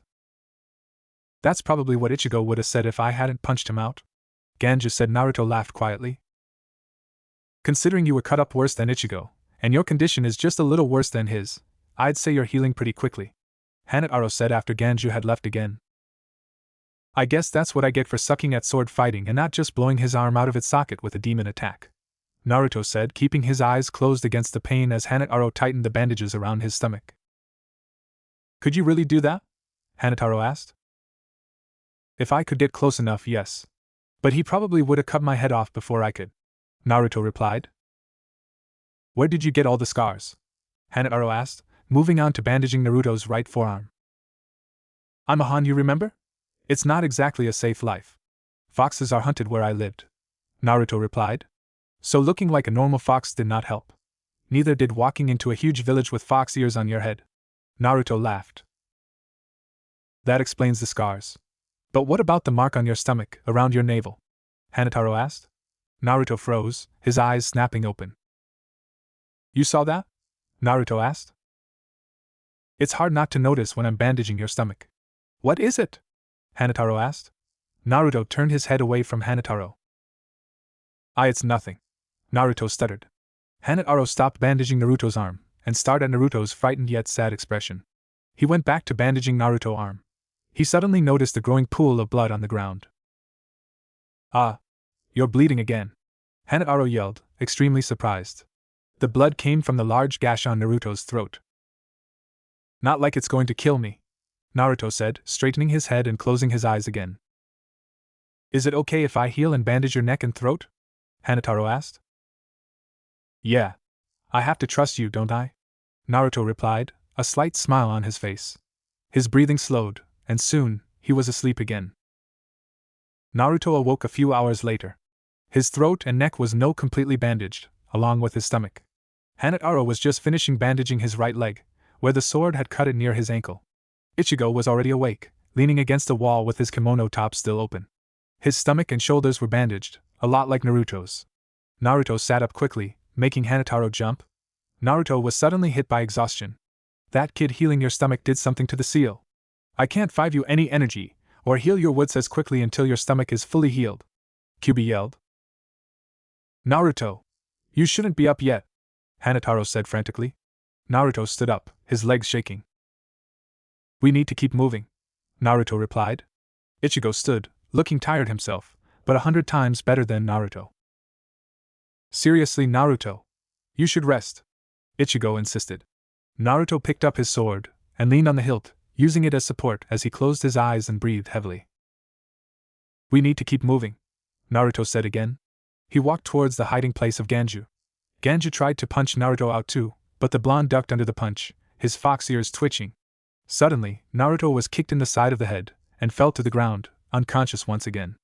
Hanataro and Ganju turned to Ichigo, who looked at them innocently. What? You wanted him to stop, Ichigo said. Hanataro dragged Naruto back over to where he had been laying before, and laying him back down, covering the lower half of his body with the blanket. Yeah, but not by kicking his lights out, Ganju said. It doesn't help him in healing if you keep hurting him more and more, Hanataro said, slumping against the wall tiredly. I'm beginning to wonder how the hell he even lifts that sword, Hanataro said. Ichigo tried to lift the blade, but couldn't lift it high enough to fight with. It's the same size as Zangetsu, but it's a hell of a lot heavier, Ichigo agreed. I'm beginning how he does a lot of things. What were you talking about earlier? Something about a mark on his stomach, Ichigo said. Yeah. There's a swirl mark on his stomach, and neither of us know what it is. I asked him what it was, but he just acted scared and said that it was nothing. But nothing makes someone act that scared, Hanataro answered. Ichigo thought for a moment. Do you think it has to do with him being a Hanyu? Ichigo asked. I thought about how it could, but it's not. I've read all the books in Tsuruidai about Hanyu legends, and all demon legends. But nothing was there, Hanataro said. Ichigo thought again, then suddenly snapped his fingers. It might have to do with Fluffy, Ichigo said. Hanataro and Ganju stared at him as if he had grown a second head. Who? Ganju asked. Fluffy. Naruto is always talking to someone he calls Fluffy out loud, as if someone is talking to him. But nobody is talking to him when he says that stuff, Ichigo said. We're going to have to ask him when he wakes up then. And we won't take no for an answer, Ganju yelled, cracking his knuckles. Just no hurting him too badly. I'm tired from healing you and Naruto, Hanataro sighed. I can believe he screwed up the seal, Kyuubi yelled for the 10th time in 5 seconds.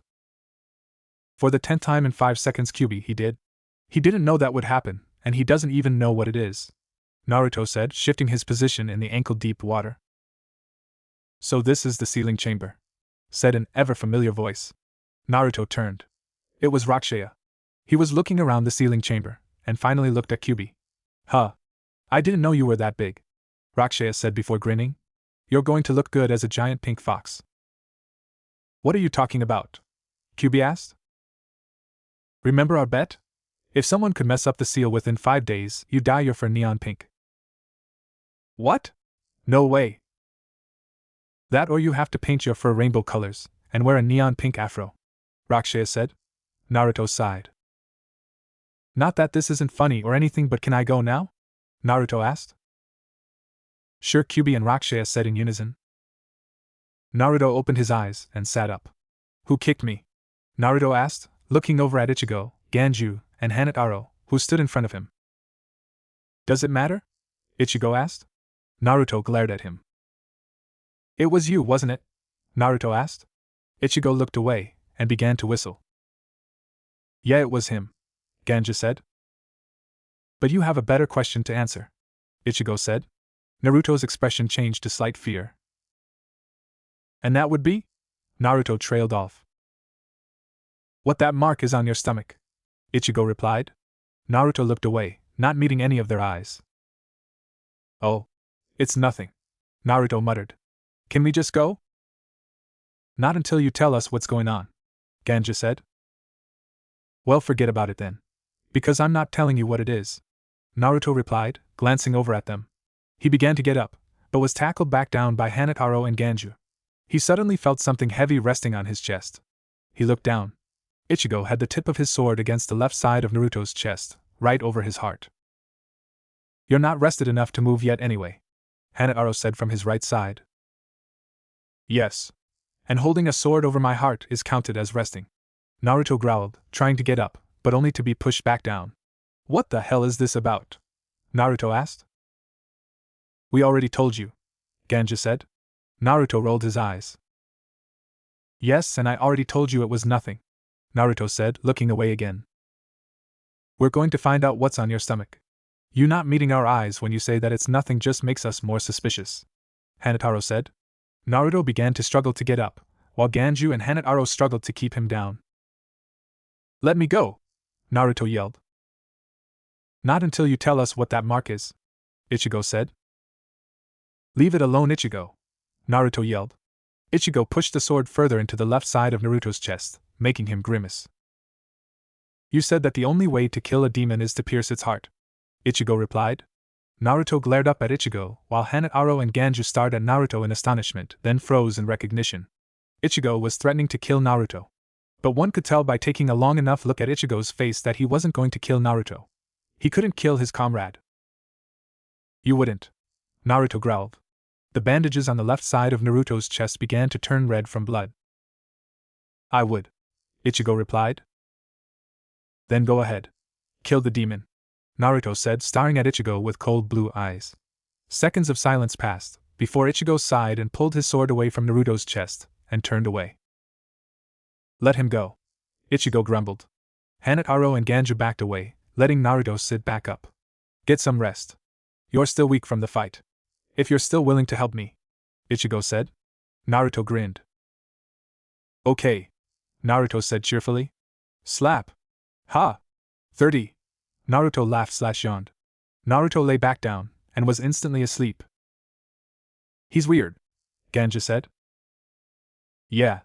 I'm still want to know what that mark was, Hanataro said. Suddenly, he whipped out a small device, and retreated to a far corner. Minutes of silence passed before Hanataro dropped the device, his eyes wide with astonishment. What? What's wrong? Ichigo asked, walking over with Ganju close on his heels. That mark. I know what it is, Hanataro said. What is it then? In legend, it's a mark given to beings that have evil powers. That, or it's another legend. The legend that he is condemned to be killed. Are you sure you feel okay? Hanataro, standing a little ways off from where Naruto had been forced to rest. Naruto was standing on his feet, unwrapping the bandages from around his leg. Yeah. I feel just fine, Naruto replied, letting the bandages fall to the ground. He rubbed his throat where the bandages were wrapped around it. You think my neck is fine for me to take the bandages off? Naruto asked. Hanataro shook his head. The cut was deep. You should keep the bandages on around your throat, he replied. Naruto shrugged, and began to pull off the bandages from his shoulders and his chest. Hanataro moved back to where Ichigo and Ganju were talking quietly. He's not acting weird about it. How long do you think he's had the mark? Ganju asked. I don't know.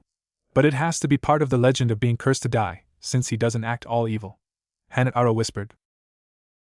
Has everyone seen the mark on his stomach but me? Ichigo hissed. Yes.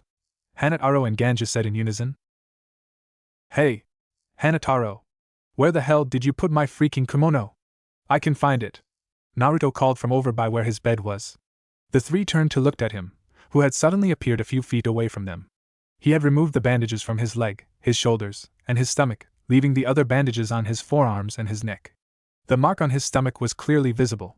He stared down at Hanataro, his hands on his hips. He apparently didn't notice the three staring at his stomach. Well? Where'd ya stash it? Naruto asked. Hanataro stood. Over there with the bags. Sit down and eat something. I'll go get it. Hanataro said. Naruto sat down and stood a hunk of bread from Ichigo and tore into it. Ya know squirrel tastes better than grass. Naruto suddenly said to break the silence. Ichigo's and Ganju's jaw dropped. Naruto shrugged. Where the hell did you taste squirrel? Ichigo yelled. When you live in the forest, you don't have a kitchen to eat chips and hamburgers, Ichigo. Naruto deadpanned. You called me Ichigo again. Ichigo yelled, pointing. Why wouldn't I? Naruto asked, taking another bite of bread. Hanataro came over and handed Naruto his folded-up kimono top. Here. I fixed the cuts in it, Hanataro said. Naruto stood up, taking the kimono. Thanks, Naruto said, turning and walking back towards his bed. You're right. He does have a mark on his stomach, Ichigo hissed. No duh, idiot, Ganju returned. Naruto walked back over to them, his kimono top covering his chest and stomach once again. His sword was strapped to his back. Are you guys coming? Or am I going to go save the Jirukia by myself? Naruto asked. Ichigo, Ganju and Hanataro stood. We're coming, Ichigo said. Good. Cause frankly, I don't know where Rukia is being held, Naruto suddenly said. Ichigo palmed his forehead. Ha! 39! Naruto yelled, grinning. Damn it! It's still a long way to 500, I think, Naruto said, and began to count on his fingers. You still don't know math? Ichigo yelled. Nope, Naruto yelled happily. Slap! 40! Yes, Naruto yelled, throwing his fist in the air. Naruto, Ichigo, Ganju, and Hanataro walked quickly yet quietly through the Siriidii. Square root of 144. Ichigo said quietly. 12, Naruto whispered back. I don't even get why I have to suddenly start learning math. You're going to be going to school, idiot, Ichigo hissed. Naruto's expression turned blank. I said I might be going to school. I might die here, you know, Naruto whispered. Why would you die here? Ichigo asked. Because we're being hunted by Shinigami. Duh, Naruto replied. Demons are hard to kill. Hanyas can be killed as a human or a demon. Oh. Idiot. I am not. R2. I am not. R2. Idiot. Would you quit calling me that? Would you rather me call you dumbass? Hey! Ichigo shouted. Suddenly, a huge group of Shinigami appeared in front of the small group. See? Only an idiot scratch that dumbass would scream something when we're trying to sneak around quietly, Naruto said. He pulled Rakushea from his back and threw it in the air, bandages still covering the blade. Free for all! Naruto yelled. The sword fell on the first line of Shinigami, flattening them into the ground. Naruto ran forward and delivered a flying axe kick to a Shinigami on the far left, making him fly into the others, knocking down another 2 rows. Dominoes! Naruto yelled. Now there was only 5 Shinigami left. They turned and ran screaming. Naruto landed softly. Ha! Naruto yelled and went to pick Rakushea back up. He placed the sword back on his back. Sorry I had to throw you in the air, Rakushea. But hell, it worked, Naruto said. Why are you apologizing? That was awesome. Do it again, Rakushea yelled. Naruto rolled his eyes, walking back over to the 3 others, whose jaws were dropped to the ground. What? Naruto asked. You just took out a huge group of Shinigami, Hanataro said, right after recovering from fighting a lieutenant. And? Hanya's heal quickly. Naruto replied, shrugging. Come on, Naruto said, turning and waving for them to follow. Naruto fell at Ichigo's side, completely exhausted. Now how did he manage to break both of swords at once? Naruto asked before closing his eyes. He was instantly sucked into his mindscape, into the field where Rakshaya lived. Rakshaya was sitting on the large rock by the lake, making music with a leaf. Naruto walked over to the other boulder next to Rakshaya's, and sat down on it. Care to explain why you're playing a leaf whistle? Naruto asked. Rakshaya stopped playing the leaf whistle. Because you got sad, you idiot. When you're sad, it rains here. And that has to do with anything I just asked how? Naruto asked. You rusted my flute, dumbass, Rakshaya yelled. You play a flute? Naruto asked. And an electric guitar, Rakshaya said proudly.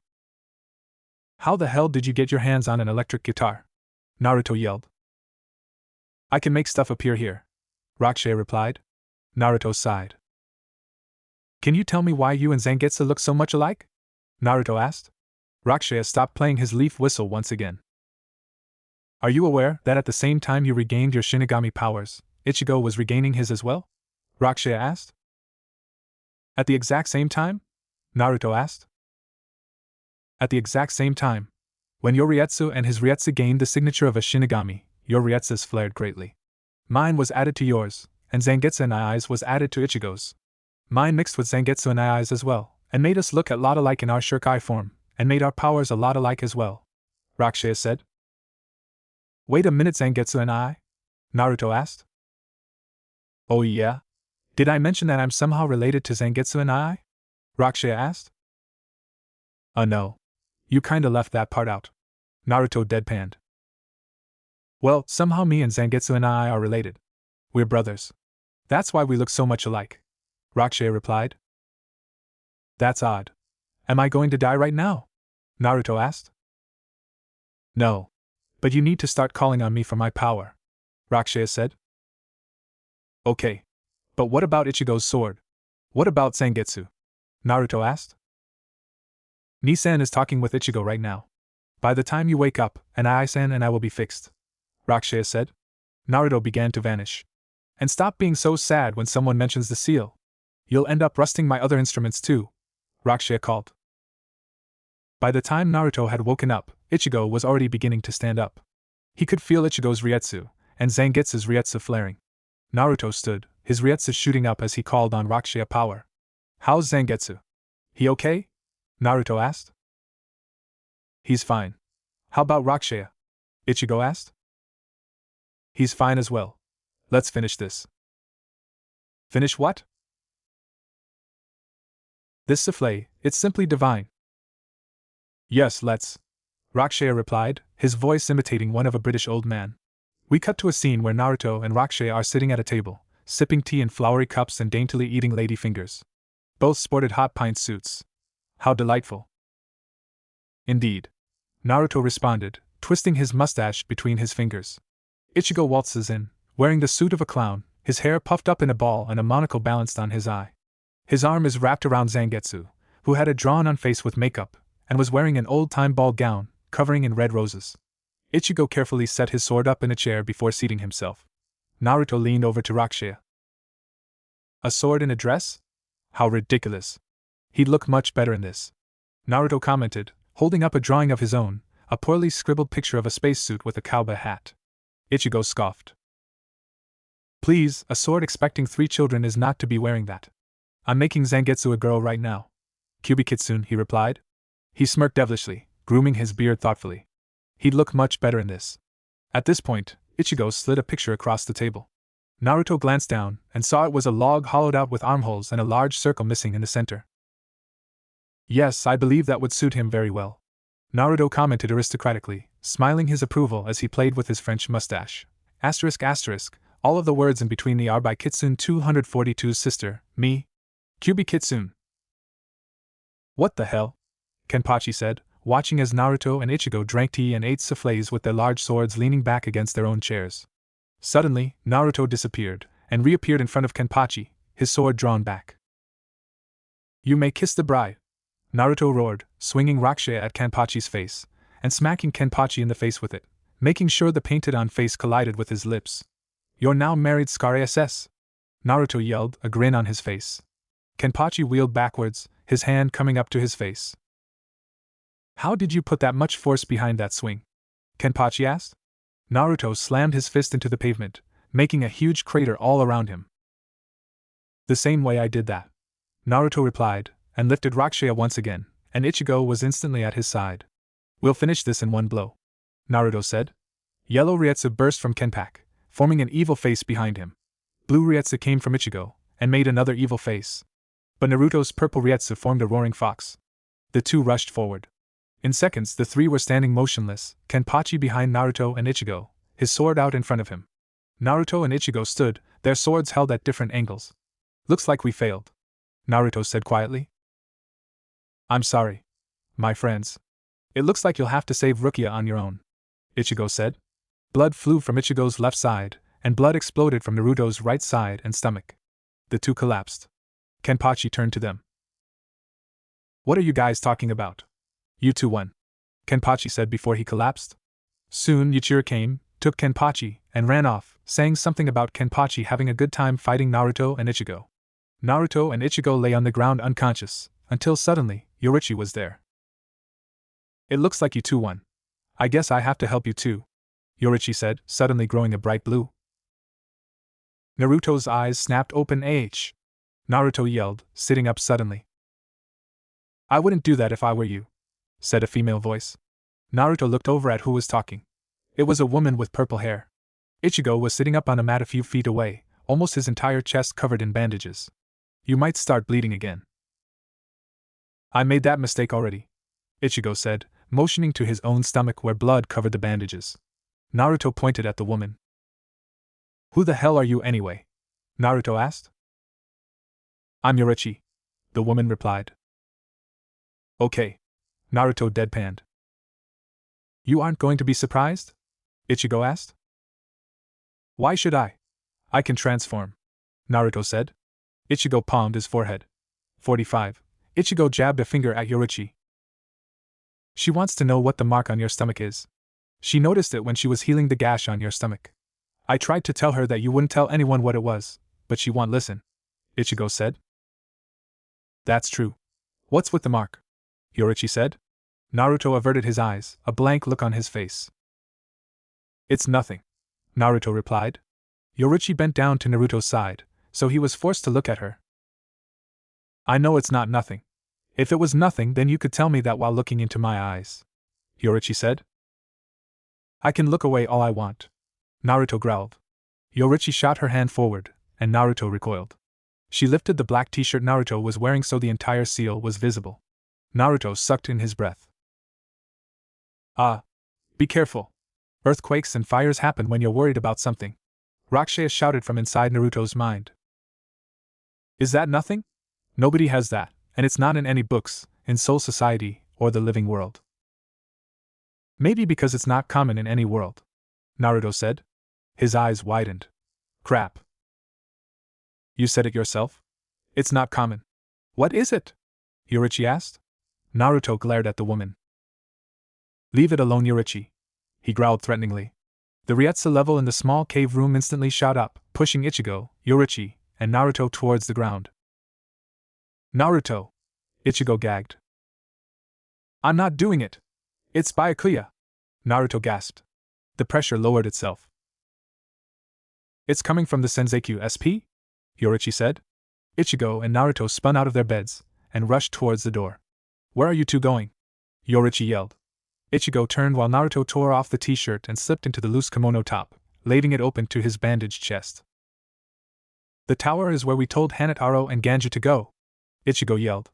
He threw the flying device out at his side, while Naruto crossed his fingers into a hand seal. The device opened, and turned into a bluish-green wing that wrapped itself around his right arm. Naruto transformed into his giant fox form, with the swirl mark on his chest, at the base of his neck. But instead of having 5 tails, he had 6. Bandages were wrapped around his entire middle section, the lower halves of his front legs, and his neck. "Fly!"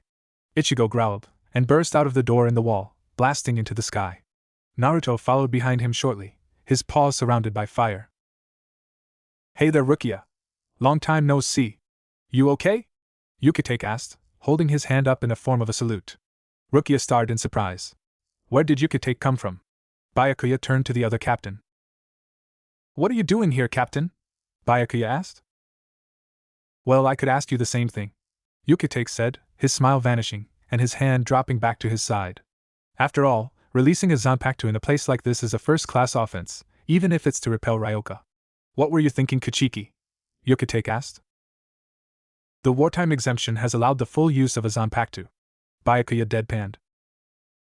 War exemption? Has the Ryoka infiltration gotten that bad? Yukitake asked. Was it a Ryoka that killed Aizen?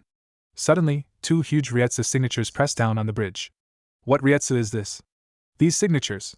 They are easily at the class of a captain, but I don't recognize them at all, Yukitake said. That Ryetsu? Impossible! Rukia gasped. Suddenly, 2 forms crashed through the air from beneath the bridge, and blocked out the sun. One looked like it had a huge wing on its left side, and the other looked like a giant animal. Rukia watched in amazement as Ichigo and a giant white 6-tailed fox soared out of the rays of the sun and into view. Ichigo, Rukia whispered. Hanataro smiled happily, but a look of amazement still covered his face. Yukitake gasped. Byakuya's eyes widened. Ichigo and the fox landed on the bridge, Ichigo landing softly, and a shockwave of sound rippling across the bridge as the fox's firelit paws crashed into it. Ichigo and the fox stood to their full heights, the fox's head coming up to Ichigo's head easily. The fox lowered its head, and stalked past Rukia with Ichigo at his side. Rukia turned, and nearly fainted in surprise. On the fox's back was a huge sword wrapped in cloth. Hanataro. Are you okay? We wouldn't have sent you on ahead if we would have known it would be so rough, Ichigo said. It's fine, really. We weren't in any trouble, Hanataro said, laughing nervously. Ichigo palmed his forehead. The fox suddenly began to laugh, raising its head from its threatening position. Hehe. 46. The fox said in a surprisingly familiar voice. Ichigo suddenly pointed at the 6 tails swaying behind the fox. Hey Naruto. Since when did you have 6 tails? Ichigo asked. The fox known as Naruto twisted around and stared at his tails. Really? 1 2 3 4 5 6. Holy crap! I do have 6 tails! Naruto yelled. Naruto as in the small white fox from Karakura? Rukia asked. Naruto nodded, and did a form of a bow. Uzumaki Naruto. 6-tailed white fox demon of Karakura, Naruto said, straightening back to his original position. You were a fox demon the whole time? Rukia asked. Not only that. He was fox the whole time, Ichigo replied. Naruto's eyes shot over to Yukitake and Byakuya, and he bared his fangs. Grab the girl and let's get out of here, Naruto growled, turning back to Ichigo. You carry her, Ichigo said. Why should I? Naruto asked slowly. Because you're the only one who can carry people. I can't carry more than one person at a time. Fine. But you take the girl. You're the one who wanted to come and rescue her, Naruto said. You did too. So? I already have to carry a bloody guy. I'll carry Hanataro, Naruto said. Fine. Ichigo yelled, storming over to Rukia. Come on. We're getting you out of here. Rukia stared at Ichigo with tears in her eyes. What kind of look is that? I've come to save you. You could at least look happy, Ichigo said. You fool, Ichigo, Rukia whispered. You should have never come here. Now you're all cut up. And there's worse yet to come. Ichigo looked over at Naruto, whose right side was beginning to bleed again as he stood off by Hanataro. That may be so. But the fact still remains that we came to save you. You're coming with us, Ichigo said. He turned to face Byakuya and Yukitake. Rukia was about to say more, but was cut off. Oh yeah? And from now on, I'm not going to be listening to anything you say. Ichigo turned his head to Rukia. You're coming with us, damn it. What did you say? What kind of rescuer doesn't listen to the one they're rescuing? What kind of rescued person complains about the rescue? What kind of rescuer doesn't pay attention to the fact that there are 2 enemies in front of us? Naruto cut it, instantly silencing the 2. But in seconds they were fighting again. Ichigo stuck his tongue out at Rukia, and Rukia in turn punched him. We're not going to get anywhere if Ichigo doesn't just grab her and run, Naruto pointed out. Probably not, Hanataro agreed. Across the bridge, Yukitake stared in amazement at Ichigo and the huge fox. It's not possible, he said. Do not worry, Captain. Those two have not relation to whom you are thinking, Byakuya said, not sounding so sure himself. He reached for his sword. Naruto noticed this easily. Ichigo. We need to go. Now, Naruto said, walking quickly over to the orange-haired teen's side. What? Why? Ichigo asked. Naruto rolled his eyes. Hello? We're standing in the middle of enemy territory, you idiot. Enemies on the only exit, Naruto said. In a suddenly flash, he was in his human form, and made everyone but Ichigo and Hanetaro recoil with surprise. Are you sure he's not related to him? Yukitake asked. Naruto thumped Ichigo on the back of the head with his single foxtail. Remember, he only has one tail in human form, and sometimes no tail at all. Idiot, Naruto said again. Snaggletooth. Dumbass. Fluffy. Dumb shit. Foxy. Baka. Snaggletooth. Shut up, Naruto yelled, storming in a small circle. God! Just grab the fucking girl! Naruto roared and vanished. Turn around, idiots, Naruto said from behind Yukitake and Byakuya. The two whirled around, surprised that Naruto had moved so fast. The blonde's tail swung lightly behind him. Byakuya suddenly shot a Kido at Naruto, but the blonde easily dodged, jumping onto the railing of the bridge in a crouching position. Byakuya fired another Kido at the blonde Hanyu. It looked like it hit, but suddenly, Naruto's burnt body disappeared in a puff of smoke, and turned into a log with a hole in the middle. Over here, said Naruto from in between the two Shinigami and Ichigo. No!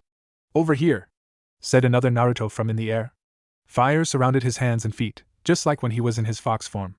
I'm right here. Come on. Aren't you going to attack me again? Let's fight. Over here. No, over here, said a whole group of Narutos all surrounding the bridge. Everyone stared in amazement at the clones. What the hell? Since when could he do that? Ichigo asked. The real Naruto appeared at Ichigo's side. This is Kagebushin, Naruto replied. I thought Kagebushin or whatever it's called only made one copy of yourself, Ichigo protested. It's called Kagebushin, and no. Kagebushin no jutsu can make many clones of the user. It would be helpful if I could teach you how to use jutsu, but you weren't born in the right area, Naruto said blankly. You have to be born in a certain area to use jutsu? Ichigo suddenly asked. Yes, Naruto replied. Ichigo palmed his forehead. Heh. 47, I'm winning, Naruto said, shaking his head. He began to scratch his bare stomach absent-mindedly, and looked like he was thinking. His eyes were completely glazed over. Yoruichi is pissed at us for running out of the cave, Naruto suddenly said. At least it stopped the conversation we were having. Ichigo sighed. Hey, that's my line, Naruto growled. Fine. Rukia, let's go. I'm not going with you, Rukia said. All the clones vanished, and Naruto flew through a string of hand seals. He mumbled something quietly, and mist covered the bridge. What do you mean you're not coming with? Naruto asked. You will never get away. Leave while you still can, Rukia said. What the hell? We came all the way here, and had to regain our Shinigami powers through very painful means. You're coming with us, damn it! Naruto yelled. Rukia backed away. You need to leave. You aren't strong enough to face Byakuya and Yukitake Taicho. Just leave, Rukia said sadly. Naruto's fox ears twitched. Someone's coming, Ichigo, Naruto advised, turning his head towards where Byakuya and Yukitake stood. What? Who? Ichigo asked, suddenly at attention. I don't know, Naruto said.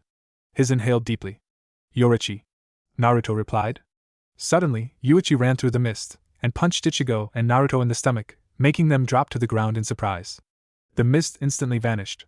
Oh whoa whoa wow whoa, Naruto moaned, curling into a tight ball.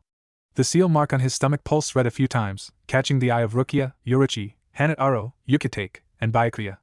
Naruto jumped up, pointing at Yoruichi. What the hell? We just got off the freaking sick bed, and you punch us, Naruto yelled.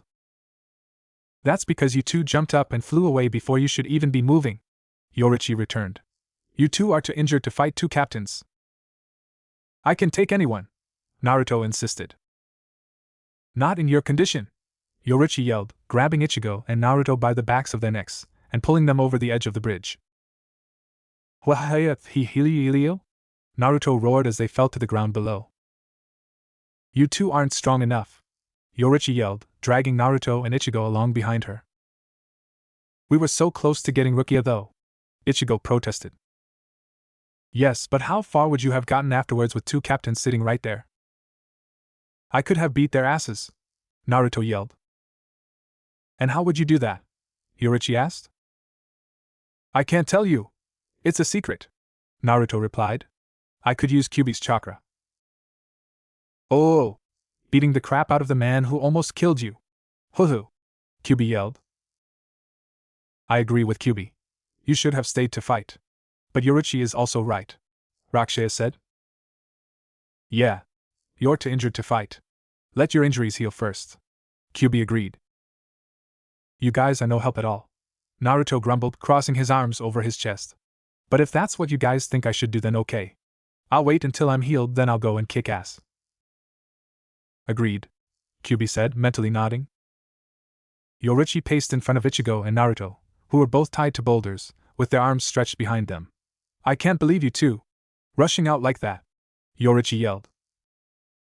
We had an opening. We took it, Naruto said blankly. But you two were injured, Yorichi scolded.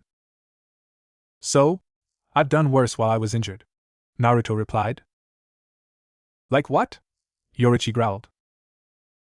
Try having to run from hunters, with your powers restrained with a seal, an arrow almost in your heart, and a gash in your back as long as you are, Naruto said. Ichigo and Yorichi stared at the blonde. Life in the forest is not very pretty, okay? Naruto asked, shrugging the best he could. Seal? Ichigo asked. Like I said, I grew up in an odd place, Naruto replied. Is that what's on your stomach? A seal? Yorichi asked, her eyes narrowing. Naruto froze for a few seconds, before laughing uncertainly. A seal? Still on me? Are you crazy? Naruto laughed, a distant look on his face. What kind of seal is it? Yorichi asked. Idiot! I just said it wasn't a seal, Naruto yelled. Yes, but the way you looked when you said it is not reassuring, Yorichi replied. Well, it's not a seal, Naruto grumbled, looking down at the swirl mark on his stomach as he spoke. Yorichi suddenly appeared next to Ichigo, untying his arms. You two still need to rest. You're still too tired from fighting Kenpachi, Yorichi said. Who said we're tired? Naruto asked. Yorichi pointed at where Ichigo had laid down on a mat, covered himself in a blanket, and had passed out, all within the 2 seconds he had been untied. Naruto stared, and suddenly laughed quietly. Okay. I admit. We're still tired. Naruto laughed. Yorichi untied Naruto's arms from the boulder. I forgot to mention, they're in the secret training room in Soul Society. Go get some rest, Yorichi ordered. Naruto walked over to the other mat, his feet dragging as he suddenly noticed he was tired. And we aren't done speaking of the seal on your stomach, Yorichi called. It's not a seal, Naruto returned. And I also know one more thing. I know what's inside of you, Yorichi advised. Naruto froze. She can't possibly know of Kyuubi, can she? Naruto thought. What's inside of me then? He asked. In the living world, Urahara said that someone injected Katsu poison into your blood. Oh. That. Naruto whispered thankfully. He turned to Yorichi. Just please don't tell Ichigo. The Katsu poison is deadly, and has no cure. I don't want him worrying that I'll die in the middle of a battle. That's why I've been telling him I might die here. Because the Katsu poison is going to kill me. Siriidia is going to be my grave. Is it a Cliffy, or just dramatic? I don't know, and I don't care. Mwahahahahahahaha. Ha! Wake up! Ichigo yelled, flicking Naruto in the forehead. Naruto shot up into a sitting position, instinctively throwing his fist out and punching Ichigo in the face, making him do a back flip from the backlash. Ichigo dragged himself to his knees. What the hell was that for? Ichigo hissed. You surprised me, Naruto replied loudly. You know you're not supposed to sneak up on me. If you would have woken up when I was asking you calmly, I wouldn't have surprised you, Ichigo yelled. We were supposed to be resting after fighting Kenpachi. Why are you even awake right now? Because it's been a few hours already. Really? Naruto asked. Yes. It's been a few hours, Yorichi said, walking up with a serious look on her face. Oh my. So serious, Naruto said, grinning playfully. The blonde stood up and tied his kimono top closed. He yawned and stretched. What now? Security has most likely increased around Rukia's holding cell, so trying to go there instantly would be a bad idea, Naruto said, scratching the back of his head in thought. You two need to get stronger. Facing captains will be hard, and no doubt you will have to, Yorichi said. How do you think we can get stronger, exactly? Naruto asked. Bankai. You need to learn how to use Bankai, Yorichi replied. Oh hurrah, Naruto grumbled. So we just stab this thing and the souls of our Zanpakutos will come out? Naruto asked, pointing at the dummy. Yeah. Pretty much, Yorichi replied. Cool. Can we start? Naruto asked. Go ahead, Yorichi said. Naruto stabbed the dummy, and instantly, his sword vanished, and the dummy turned into Rakshaya. Eh? Bankai training already? I thought you would be resting longer, Rakshaya said. And why would I be resting still? Naruto asked. Because you suck, Rakshaya said, grinning madly. Oh ha ha, Naruto said, placing his hands on his hips. This is the soul of your Zanpakuto? Ichigo asked, walking up to Naruto's side.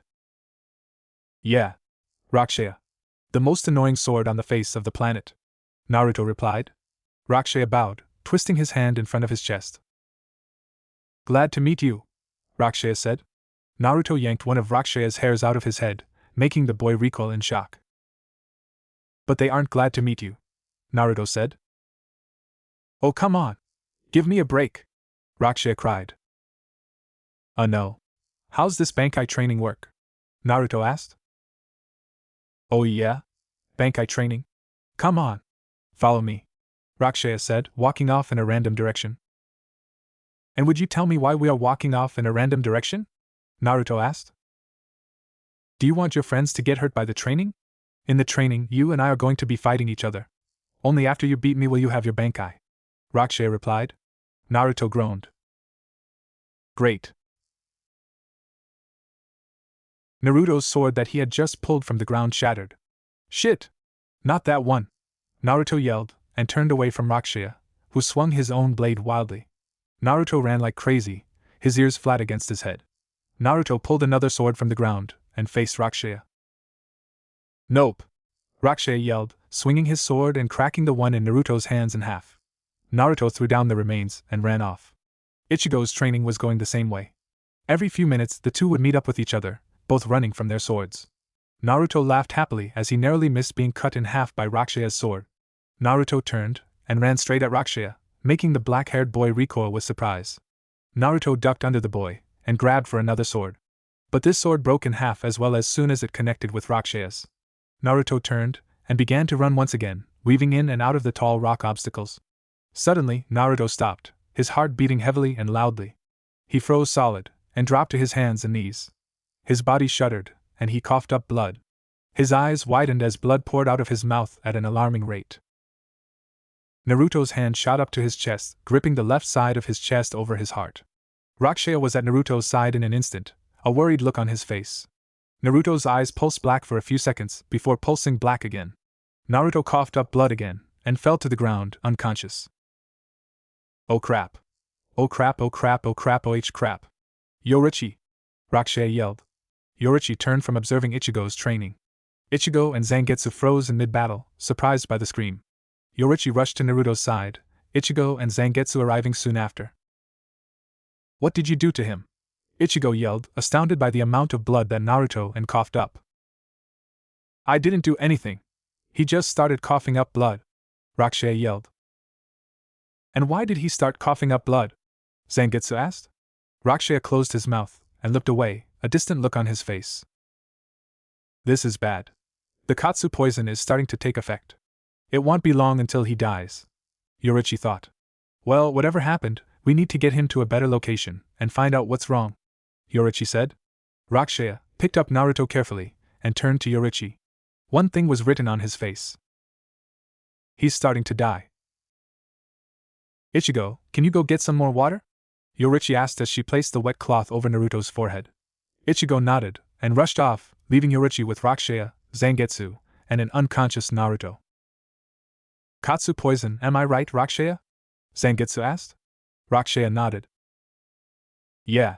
A slow and painful death. I wish I knew how it got into his body. Rakushea replied, staring off into the distance.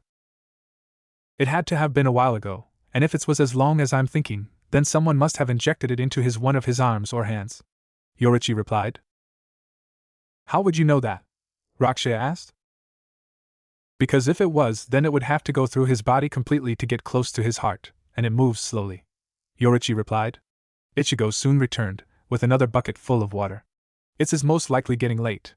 There is no use continuing training. Ichigo, go get some rest. Yorichi ordered. But I'm not even tired. And I want to stay up to help you with Naru. Listen to Yorichi, Ichigo. She knows what she's talking about. Zangetsu said. Ichigo swallowed the rest of his sentence, and walked off back towards where his mat was still lay out. In almost 5 minutes flat, he was asleep.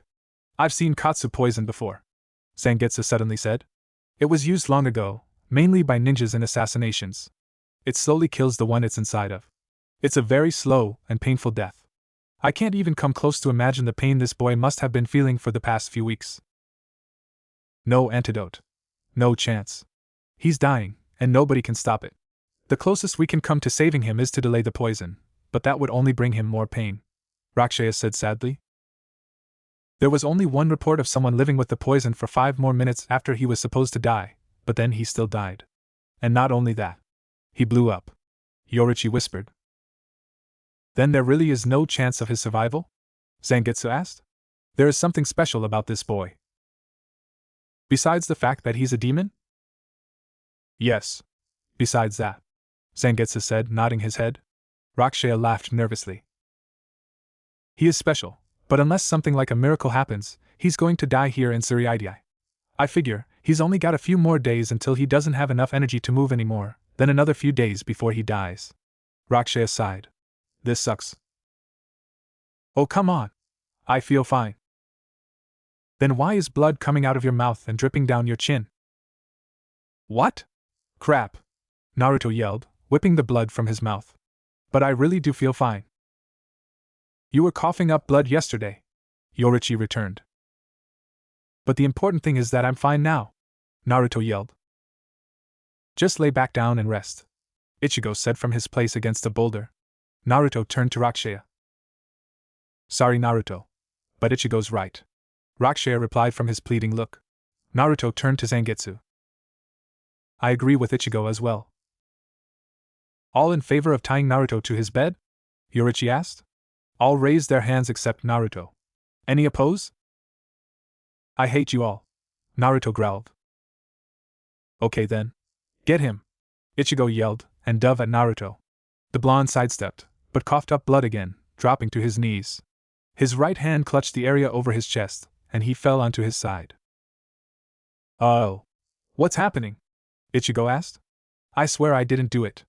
Naruto was suddenly unconscious once again. Yorichi dragged him back over to his bed. Idiot. He's just going to kill himself. Yorichi sighed, placing a wet cloth over Naruto's forehead. What do you mean by that? Ichigo asked. Nothing. Go start your training again. We only have 3 days left, Yorichi ordered. But... Go! Ichigo ran off with Zangetsu following behind him.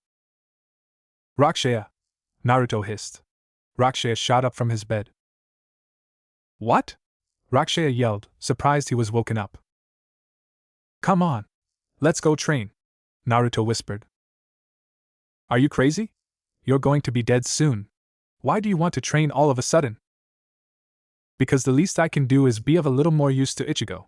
We still have a job to do, Naruto replied. Rakushea sighed and stood up. Fine.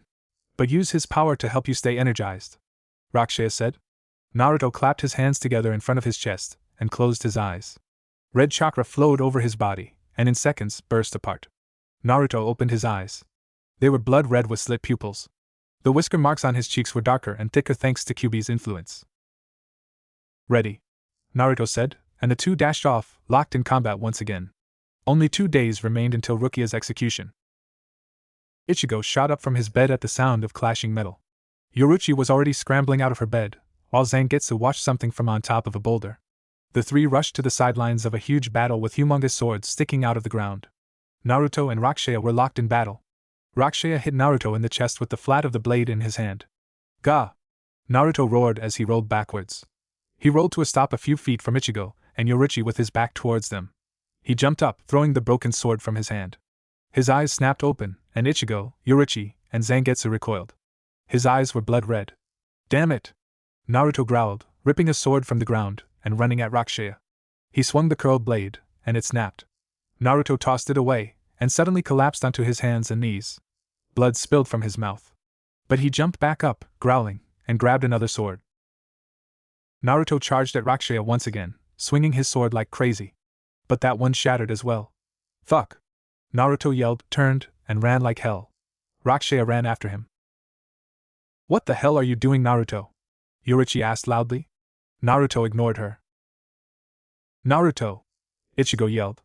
Naruto glanced over at him, his vicious red eyes making him flinch. I'm training. What does it look like? Naruto asked, his voice sounding slightly different from before. Naruto ABD grabbed a sword from the ground. He spun around and faced Rakushea. Are you going to train too, or am I going to have to learn Bankai on my own? Naruto yelled. You aren't well enough to fight anyone though. Yoruichi yelled. I know more about my own body than you do, Yoruichi. I feel fine. Naruto yelled, back flipping away from Rakushea. Ichigo and Zangetsu hurried off to their own training, leaving Yoruichi to watch as Naruto coughed up blood as he struggled to learn Bankai. Please. I need to learn how to use my Bankai. I want to help save Rukia, Renji said, getting on his knees in a pleading position. Ichigo and Yoruichi stared down at him. What do you think, Yoruichi? Ichigo asked. The better question is, what do you think? I say we let him. But Naruto's say counts too, Ichigo said. As if on cue, Naruto appeared in a swirl of leaves, his eyes still red and his fangs and claws still longer than normal. What? Naruto asked, his voice still sounding different than normal. Naruto wiped the blood from his mouth and stared down at Renji, who flinched at Naruto's red-eyed stare. How did you hear that? Ichigo asked. Naruto's fox ears twitched. I'm a fox demon, remember? Naruto asked. He focused his glare back on Renji, who flinched again. What is he doing here? Rakushea is still waiting, and no doubt Zangetsu is waiting for you, Ichigo. You didn't hear what Renji said, but you heard what I said? Ichigo asked. Pretty much, Naruto replied. Ichigo palmed his forehead. 50. Renji wants us to help him learn how to use Bankai. He wants to help us save Rukia. What do you say? Ichigo asked. Naruto turned and began to stalk away. Fine with me. Let him train here if he wants. Just don't let him get in my way. I'm in too much of a hurry, Naruto said. Hi-thi 3 na are you yatatu? Shouted Rakushea as he appeared at Naruto's side, swinging his sword quickly. Fuck! Naruto roared, jumping away from Rakushea and rushing off. Fine. We'll help you learn how to use Bankai, Yoruichi said. Just don't try to kill any of us. I promise I won't. But I have a question. I thought that kid's eyes were blue, and I thought his voice sounding different. His eyes are blue, and his voice has changed somehow, as if two people are talking at once. But how it happened, none of us knows, Yoruichi replied. Eh? What the hell? Damned Theet! Naruto's voice rang out. Rakushea laughed evilly. Their battle shortly flew into view. Naruto was running as if he was being chased by a crazy guy with a sword. Wait, he was. Naruto whirled around and delivered a flying axe kick to Rakushea's face. Shut up. You're so freaking annoying. Look who still has a sword, Rakushea yelled, swinging the large blade at Naruto's head. Ga! Naruto yelled, ducking under the blade, turned, and ran like hell again. Run away! Naruto yelled, his arms thrown back behind him as he ran. Crack! Damn it! Stop breaking! Naruto's voice rang out. The two ran into view again, and now Naruto had blood rolling from the right corner of his mouth. But he didn't seem to care. Rakshaya crashed after him, swinging his sword like a maniac. "Get over here, Naruto!"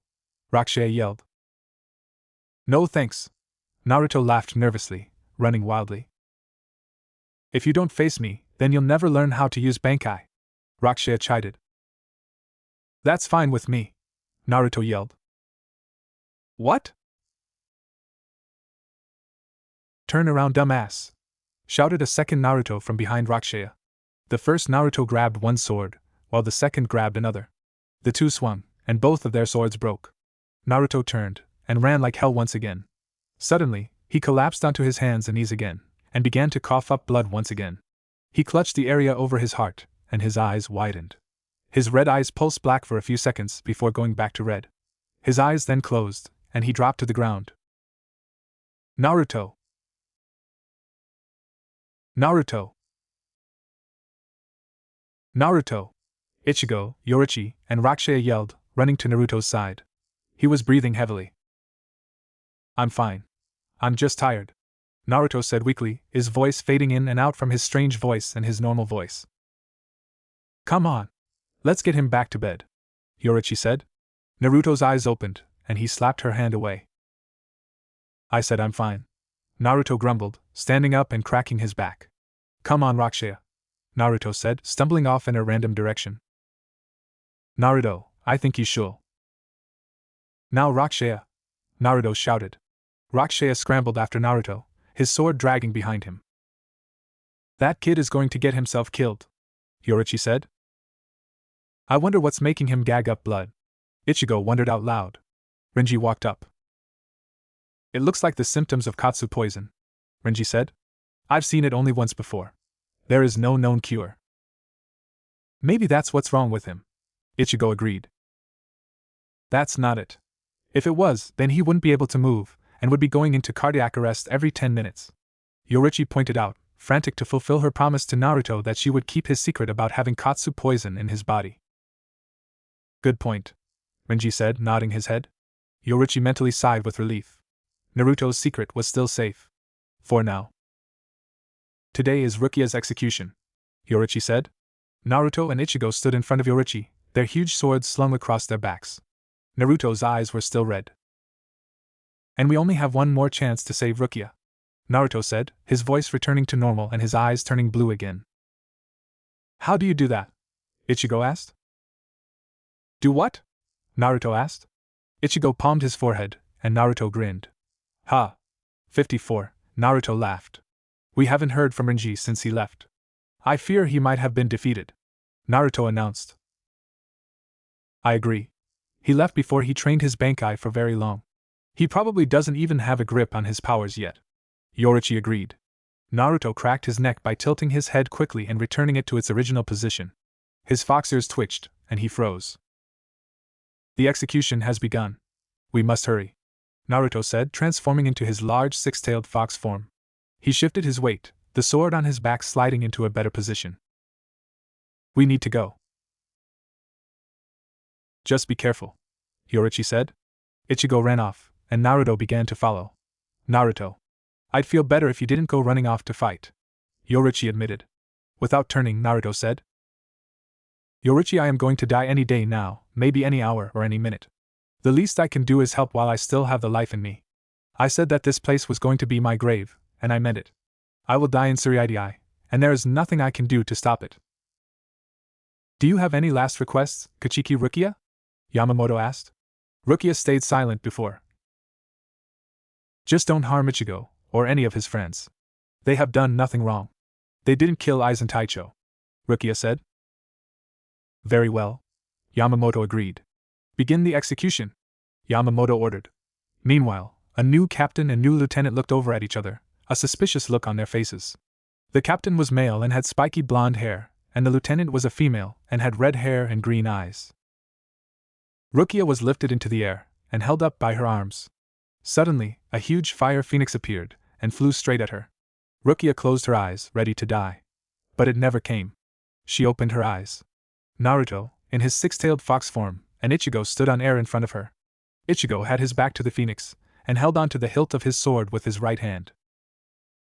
"What are you two doing back here?" Rukia asked. "I thought I told you to get out of here." "You did. But we both suck at listening," Naruto replied. The phoenix roared, and flew at the three again.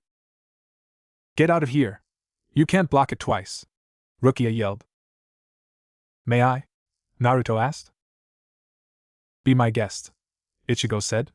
Naruto walked in front of the three, making his left side face the phoenix. One of his tails covered itself in fire, and Naruto swung his entire tail into the head of the approaching phoenix, making it wheel backwards. It began to vanish. "Down, birdie!" Naruto yelled, his tail returning to normal. "How come you never told me of that?" Ichigo asked. "You never asked?" Naruto replied. Slap. 55. Naruto laughed. Ichigo suddenly grabbed Rukia around the waist, pulling her out of danger. Naruto walked across the air out of their way, and as he walked, he transformed into his human form, making all the Shinigami below gasp. "Yo! Ichigo! We need to go!" Naruto yelled. "Got it, Naruto! Let's get out of here!" Naruto yelled. Rukia began to twist and turn. "Let me go! You'll just get killed!" Rukia yelled. Naruto rolled his eyes, and began to walk in a random direction, his fire-covered feet helping him stay in the air. "Let's just get the hell out of here!" Naruto moaned, blood starting to spill from the right corner of his mouth again. Ichigo quickly followed. They were far from the stun execution grounds. Something unexpected happened. "You up there! Come down and fight!" shouted a familiar voice. Naruto looked down. It was Byakuya. With him was another captain, and a vice-captain. "Ah hell. We can take them," Naruto said, and dropped to the ground below. Ichigo soon followed, and handed Rukia off to Rinji, who carried her away. Naruto and Ichigo drew their swords. "Who you taking?" Naruto asked. "I don't know. Who are you taking?" Ichigo asked back. "I asked you first?" "Yeah, but I'm asking you who you want to fight." "I don't care. I want to know who you want to fight." "Just tell me who you want to fight." "Why the hell can't you pick first?" "'Cause I don't want to," Naruto yelled. Ichigo palmed his forehead. "Ha! 56, laughed Naruto. "I'll take the blonde captain and the vice-captain. You take Byakuya. You have a score to settle with him," Naruto said. "Fine," Ichigo said, and the two parted, ready to fight. Naruto shifted his stance. "I'll fight you then," Naruto said. "Who are you?" the captain asked, stepping forward. Naruto grinned, excited to play with his alter ego. "I am Kyubi no Kitsune, Demon Fox from Fire Country," Naruto replied. The captain gritted his teeth together. "You! Where did the vessel go?"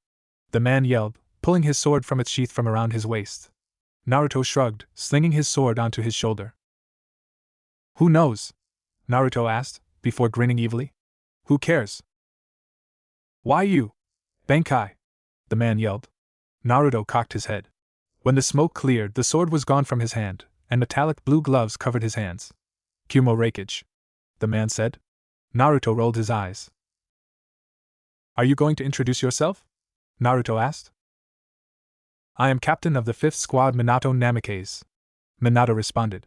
"I wanted him to be captain, and I wanted Kushina to be vice-captain, so this happened." "Namikaze, huh?" Naruto asked. "He's from Konoha," Naruto thought. "Well, if you're a captain, then my Shirkai will do nothing." Naruto thought out loud. "You're already in your Shirkai form?" Minato asked, but his question went unanswered. Naruto lifted his sword up to the sky, then let it fall back down, the tip of the sword pointing at Minato. The cloth on the hilt wrapped around his right arm, as his left arm clamped onto his right arm. His Bankai and the way he activates Bankai is a lot like Ichigo's. Remember, Zangetsu and Rakushaya are brothers. His dark purple Ryetsu exploded. "Bankai!" Naruto roared. Dust flew everywhere, covering Naruto from view. Suddenly, a black blade sliced through the dust that clogged the air. Naruto's Bankai looked amazing to say the least. Naruto's sword had gotten smaller to say the least. It wasn't as big as it was normally, and was completely black. The guard of the blade were 4 bars that turned sharply to the left. Ichigo's goes to the right. The hilt of the sword was made of black metal, and wrapped in red cloth. Serving as the tassel of the blade was a thin black chain. Over his black Shinigami attire was a black cloak, with the inside a crimson red. Hey, red is Kyuubi's color. Instead of the cloak being outlined white like Ichigo's, Naruto's was outlined dark purple. Komori Rakshaya, Naruto said, holding the sword out in front of him. That is your Bankai? Minato laughed. Naruto narrowed his eyes, and his fox ears twitched. Then he vanished. Minato froze in surprise. Back here, human, said Naruto from behind Minato, swinging his blade down. Minato twirled around, clenched his right fist, and brought it up as if it was a blade. Lightning shot out of his right fist, forming a strange blade made out of said lightning. The lightning blade caught Naruto's, and they wrestled back and forth for the upper hand. Naruto grinned. That is an interesting Bankai you have. Yours as well, Kyuubi, Minato replied. What powers does it have? You'll find out, Naruto replied. Minato Namikaze. That name rings a bell, Naruto said, pretending to wonder about the name. Oh yes. The man who sealed me into a small little boy. Nice kid really. Always was helping others. Too bad about what happened to him though, Naruto said, grinning evilly. Hey Kyuubi. You're right. I like taunting people, Naruto thought. Comes with being a kitsune kid, Kyuubi replied, mentally rolling his eyes. Minato gritted his teeth. Damn you! He yelled. Naruto pulled his blade from the lightning blade. Said lightning blade exploded in a shower of zillions of sparks, and all swirled around Minato. Naruto raised an eyebrow. Eh? What's this? Naruto asked. A small group of the large sparks flew at Naruto, and one cut into his right cheek, making a thin line of blood run down his cheek. My Bankai makes lightning come out of my fists in the shape of a sword. Once the sword is hit by another sword, it begins to break apart. When the other person's sword lets go of my lighting, it bursts in a shower of overly large sparks, and instead of being little flames that go out quickly, they are small blades that look like balls of light. The more you touch my lightning blades, the more sparks appear. And the more deadly I become, Minato yelled, throwing his hand out. But instead of lighting coming to his fist, the sparks flew forward at Naruto. The blonde yelped and disappeared, using Shunpa to stay away from the blades. They seemed to have a mind of their own, and Naruto began to think of the other Jinchuriki he had met. His name had been Gaara, and he was the container of the one-tailed raccoon dog, Shikaku. He used sand to block attacks, and to attack as well. It moved a lot like these blades did. Naruto suddenly got an idea. He had fought Gaara before, for the two wanted to test each other's power. Naruto had won. That's it. I got it, Naruto thought, and rushed forward from his perch in mid-air. He used Shunpa to dodge the oncoming blades, and brought his sword up. Minato brought his fist up, lightning shooting out as a blade. Naruto used Shunpa to jump to his other side. Minato grinned. Another sword shot out of his other fist. Naruto grinned, and Minato looked confused. Naruto used Shunpa once more, to appear behind Minato. He ran his sword forward, ready to stab Minato. But Minato jumped to the left, making Naruto's sword cut the side of his face instead of running the sword through his head. Oops. I missed, Naruto said cheerfully. Suddenly, Naruto felt Ichigo's Ryetsu flare, drop, then flare again, before shuddering in and out. Then it flared one more time, before dropping. Naruto grinned. Wait a minute please Minato-san. I have to speak with my friend for a minute, Naruto said. His own Ryetsu flew upwards at so terrifying levels, Minato and the woman fell to their knees. His Ryetsu suddenly stopped, then slowly grew larger, then dropped completely.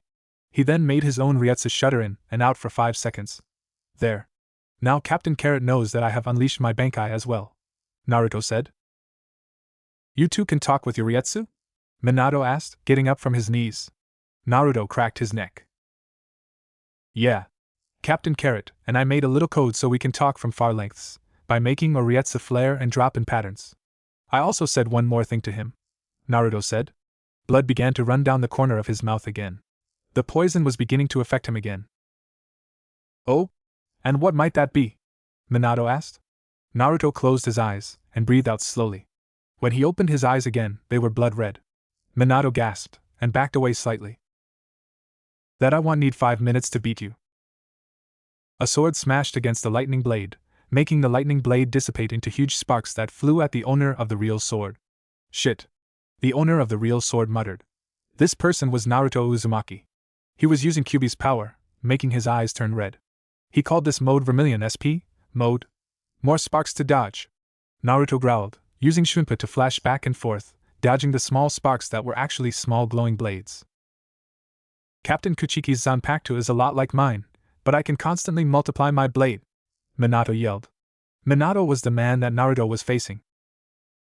Then Captain Carrot will probably not have a hard time beating Kuchiki, Naruto said, repositioning his blade as he blocked another wave of blades. Captain Carrot? Minato asked, trying to hold back his laughter himself. He had to admit, it sounded funny. A/N, I'm still laughing over it. Hee hee. His hair is orange. I think it sounds funny, Naruto replied, grinning. He rushed forward, clashing his blade against one of the lightning blades that came from Minato's fist. It just burst apart, and made more small shards. But I wonder, what will happen when you have too many blades to control? Naruto asked out loud. Suddenly, a small section of sparks flew into Minato's hand, and formed his sword, making it look like its original form. Naruto raised an eyebrow. That's odd, Naruto said out loud. Surprised, Kyuubi? I can make the small blades come back together to form a sword. I can form as many as I want, Minato said. Naruto grinned. Good. It'll make this more interesting, Naruto said happily. The two rushed forward, and clashed their swords together. You know Rukia closely, right? Then why won't you save her? Naruto asked. She is my friend, but Minato trailed off. How about this? If you beat me, then I'll tell you everything, K? Minato asked. Agreed, Naruto said. The two pulled their blades away from each other, and smashed them together. Start the music that plays when Ichigo and Byakuya are fighting in Soul Society. Naruto twirled around backwards, and slashed his blade up, hoping to cut Minato's head in half. But Minato blocked, and stabbed forward, and nicked Naruto's shoulder. Naruto twirled his blade, knocking Minato's to the left slightly, and drove his sword forward again. Naruto succeeded in stabbing Minato's left shoulder. Naruto pulled his blade out, and twirled around, swinging his blade in a small arc. Minato easily blocked. Suddenly, Naruto noticed something strange. Minato was beginning to move faster than normal. No, Naruto was moving slower. He was getting worn out. The poison was draining his energy. Suddenly, Minato was in front of Naruto, with his sword poised to drive through his brain. Naruto began to sidestep, but then felt a sharp pain in his right foot. Minato had changed the direction of the sword, and had driven it into Naruto's foot. See? This is the difference between my power and yours. I'm way more powerful than you could ever imagine. Even if you had the power of a hollow, and your Kyuubi power, mixed with the power of a Namikaze, you would never win. You could never win. You'll die here, Minato said, raising his sword above his head. Naruto's vision began to face, but it was because of the blood he was losing from the battle, or from the poison, he didn't know. Move. I have to move, Naruto thought, struggling to move. But he couldn't. Move, damn it! Why am I here? Why have I come all this way, just to help? It's all for nothing if we don't win. I want to win. I need to win. Tai. Naruto's hand shot up, and caught the sword in his left hand. The sharp edge of the blade didn't even pierce his skin. Minato gasped. Naruto's head was lowered, shadows covered his eyes. Tiny shards of white were flowing slowly out of the sky, and gathering on the left side of Naruto's face. I thought I told you or Kyuubi already. It's a big problem for me if you get yourself killed, Naruto said to no one in particular. His voice was different from his first and second one. This one was slightly higher pitched. That's impossible. Who or what are you? Minato asked. Naruto kept his head down. You want to know who I am? Naruto laughed. My name. He lifted his head, revealing the left side of his face above his mouth was covered by a white and red mask. His left eye was covered by a yellow lens. His right eye was black where it was supposed to be white, and yellow where it was supposed to be blue. Is Oturin? The newly named Oturin said. Oturin lashed out with his sword, and slashed a huge gash across Minato's chest, making said Shinigami fly backwards. Oturin laughed the whole while. Naruto, what a complete amateur you are. Couldn't you tell? Oturin asked out loud. Minato wondered to himself, his eyes still extremely wide. You've been getting crushed by your own Bankai's spiritual pressure. Every bone in your body is creaky from the strain. And the Katsu poison is making you even weaker. Oturin laughed. He lunged forward once again. You truly are a hopeless case. Oriton tightened his grip on the sword in his hand. The sword he had pulled from his foot, the sword burst into sparks, and disappeared. So I'll show ya how I use this Bankai, Oturin said, and swung his sword. A black wave of Ryetsu flew from the blade. The Ryetsu was completely black, outlined red, and outlined even thinner in dark purple. The black Ryetsu is Oturin's, The red is Kyuubi's and the purple's Naruto's. A black Getsuga, Minato whispered. But I thought only the Zanpakuto named Zangetsu could use that attack. Rakushaya and Zangetsu are brothers, you idiot. Oturin shot another Getsuga Tensho at Minato, still laughing like crazy. After a few minutes of Oturin wailing on Minato, the two were 20 feet away from each other once again. This twisted spiritual pressure, that white mask. Are you a hollow? Minato asked. The mask no covered the whole left side of Oturin's face, and his chin, and some spike of the mask crawled up toward the back of his head. Who cares? I don't have to tell you anything, because as soon as I'm done with you, you're going to disappear. Oturin's eyes widened, and the yellow lens over his left eye got smaller. Naruto had regained control over his left arm. Said left arm gripped the mask, and began to pull. Let go! Oturin yelled as he wrestled back and forth with it looked like himself. I don't need you! Stop interfering! Naruto's disembodied voice shouted. You're the one that's interfering. Don't you freaking get it? I was about to kill him! Oturin yelled. Kyuubi, I need your help! Naruto growled. You'll die if you throw me out now! Oturin yelled. I don't care. Give me back control over my body! Naruto ordered. With another pull, he ripped the mask off his face. Blood rolled down the left side of Naruto's face from his hairline. Phew. Sorry about that. That was an unwanted interruption, Naruto said, pointing the tip of his blade at Minato. He's not using Kyuubi's power anymore. An interruption? That's what he calls it, Minato thought. Fine. I want to ask you what that thing just was. Good. Because it will take like 3 hours to explain, Naruto said. And I don't think we have the energy to continue much longer. We shall finish this in one blow, Minato said. Lightning erupted from the gloves around his hands, and the sparks gathered around him, making a type of column swirling around him. Wow. I'm sorry to say that Rakushaya doesn't have anything amazing like that, Naruto said, staring at the swirling mass of small blades. But I know someone who does, Naruto said. He attached Rakushaya to his back, and clapped his hands together in an open-palmed praying position in front of his face, and crouched slightly. His eyebrows knit together.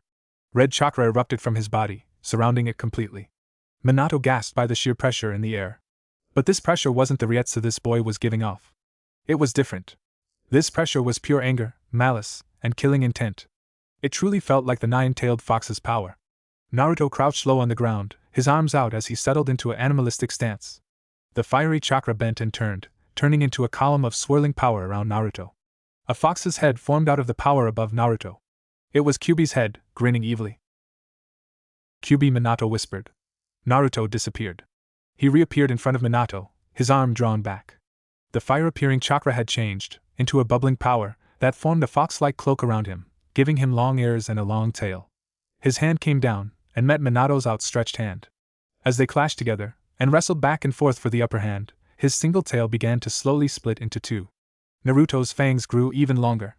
His hair became spikier. Naruto grit his teeth, and with a sudden burst of power, brought his two tails around, wrapped them around Minato's waist, and ripped him away from Naruto. The blonde landed on all fours, and swung Minato around. He smashed Minato into the ground head first. His tails slowly unwrapped from around Minato's waist, and retreated to Naruto's body. The two tails melted back into one. Minato! The woman yelled, running to her captain's side. Naruto glared at her, feeling Kyuubi's instinct to fight, but he could feel Ichigo win his battle, and knew he had to go to him. Naruto lifted his body slightly, standing taller, even though his was still on all fours. Know this woman. I am not the Kyuubi no Kitsune. I have lied. The vessel is still alive, Naruto said, his tail lashing behind him. What do you? The woman began, but she stopped. You mean? I'm the vessel to the monster fox. I am Uzumaki Naruto, fox demon of Konoha Forest, and substitute Shinigami of Karakura. Naruto shouted. Get your little captain to Squad 4. I reduced the damage I would have put on him by cushioning the blow to the ground with Kyuubi's chakra and my ryetsu, Naruto said. He turned and disappeared, becoming nothing more than a red blur as he sped across the ground. Naruto arrived just in time to see the man, Aizen, who was supposed to be dead, rip something out of Rukia's body. Ah! The Hogyoku. I knew she had it, Aizen said, marveling at the small object. A bloody and battered Ichigo attempted to attack him, but was out of energy, and was easily defeated. Aizen lifted his sword to kill Ichigo and Rukia with a single blow. Naruto's tail instantly split into two again. He could still see Aizen, Ichigo, Rukia, and all the others who were there, but it was getting harder to decipher who was a friend and who was a foe. Naruto roared an animalistic roar, instantly getting the attention of all of the captains there, and of Ichigo's comrades. Naruto sped forward in his hands and feet, and lashed out at Aizen, his hands moving faster than he thought possible. It was even looked faster than Soifan's movements. Ayararayaraya! Naruto roared in fury, slashing at Aizen. The only reason the treacherous Shinigami could keep out of his grasp was sheer instinct. All of the Shinigami and Ichigo's group was so surprised at Naruto's sudden appearance, and what he looked like now, they just sat there with a dumb look on their face. Damn you! Naruto roared, his right chakra arm extending. His chakra hand wrapped around the surprised and amazed Aizen, and pulled him backwards. Naruto flung Aizen over his head, and smashed him into the ground, before pulling him back up, and smashing him into the ground again. Naruto's chakra hand and arm retreated from Aizen, leaving the Shinigami to struggle to stand up. If you ever touch my friends again, I'll kill you! Naruto roared. Aizen stared at Naruto with wide eyes. That's an interesting power you have. What's it from? Aizen asked. Shut up, Naruto growled. But I wonder, can the Katsu poison still kill you? There is no cure, after all, and it's almost reached your heart. Aizen chided. The Shinigami gasped, along with Yuryu, who knew what Katsu poison was. I said shut up, Naruto yelled, lifting his arms and slamming them into the ground. His hands and most of his forearms disappeared into the ground. The earth began to shake and shudder, and two humongous arms of chakra erupted from the ground on either side of Aizen. Both slammed into the ground, with Aizen struggling to dodge. The hands retreated back to Naruto's body. Naruto suddenly began to cough up blood at an alarming rate, the red demon cloak disappearing from his body. Naruto gripped his chest over his heart as pain racked his body. Aizen took the pause in the attacking, and opened a portal that Minos Grande hollows bulged out of. Aizen climbed onto the hand of one of the Minos Grandes. The hand slowly began to rise towards the portal that no doubtfully led to Hueco Mundo. What a shame. Still can't protect who you care about, even if they're humans. This is a lot like that time when Saya died. Poor Saya. The look on her little face when she died. Aizen said for all to hear.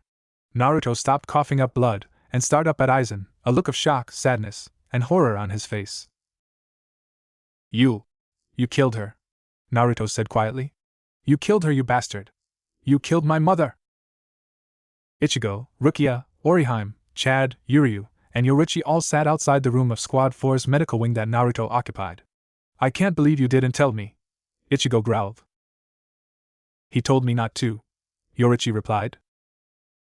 I wouldn't have let him go into battle if I had known, Ichigo yelled, punching his own forehead. That's exactly why he made me promise. He didn't want you worrying, or treating him like a leper. He wanted to help you fight, Yoruichi replied. He told me he didn't care if he died. He said that he knew he was going to die here, and that he didn't care. He didn't care, because he wanted to help you save Rukia, Yoruichi said.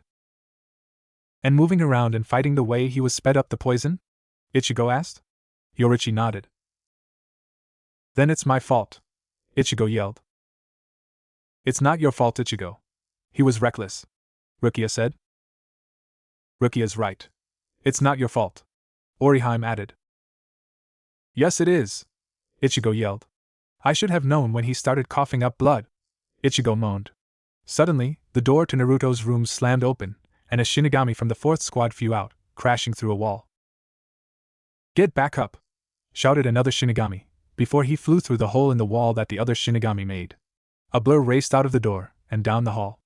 Ichigo and his friends were so stunned at the sudden outburst, they just sat there, until the reason for the blur was led back down the hall, its hands tied behind its back with rope woven from Maiden's hair, and glowed blue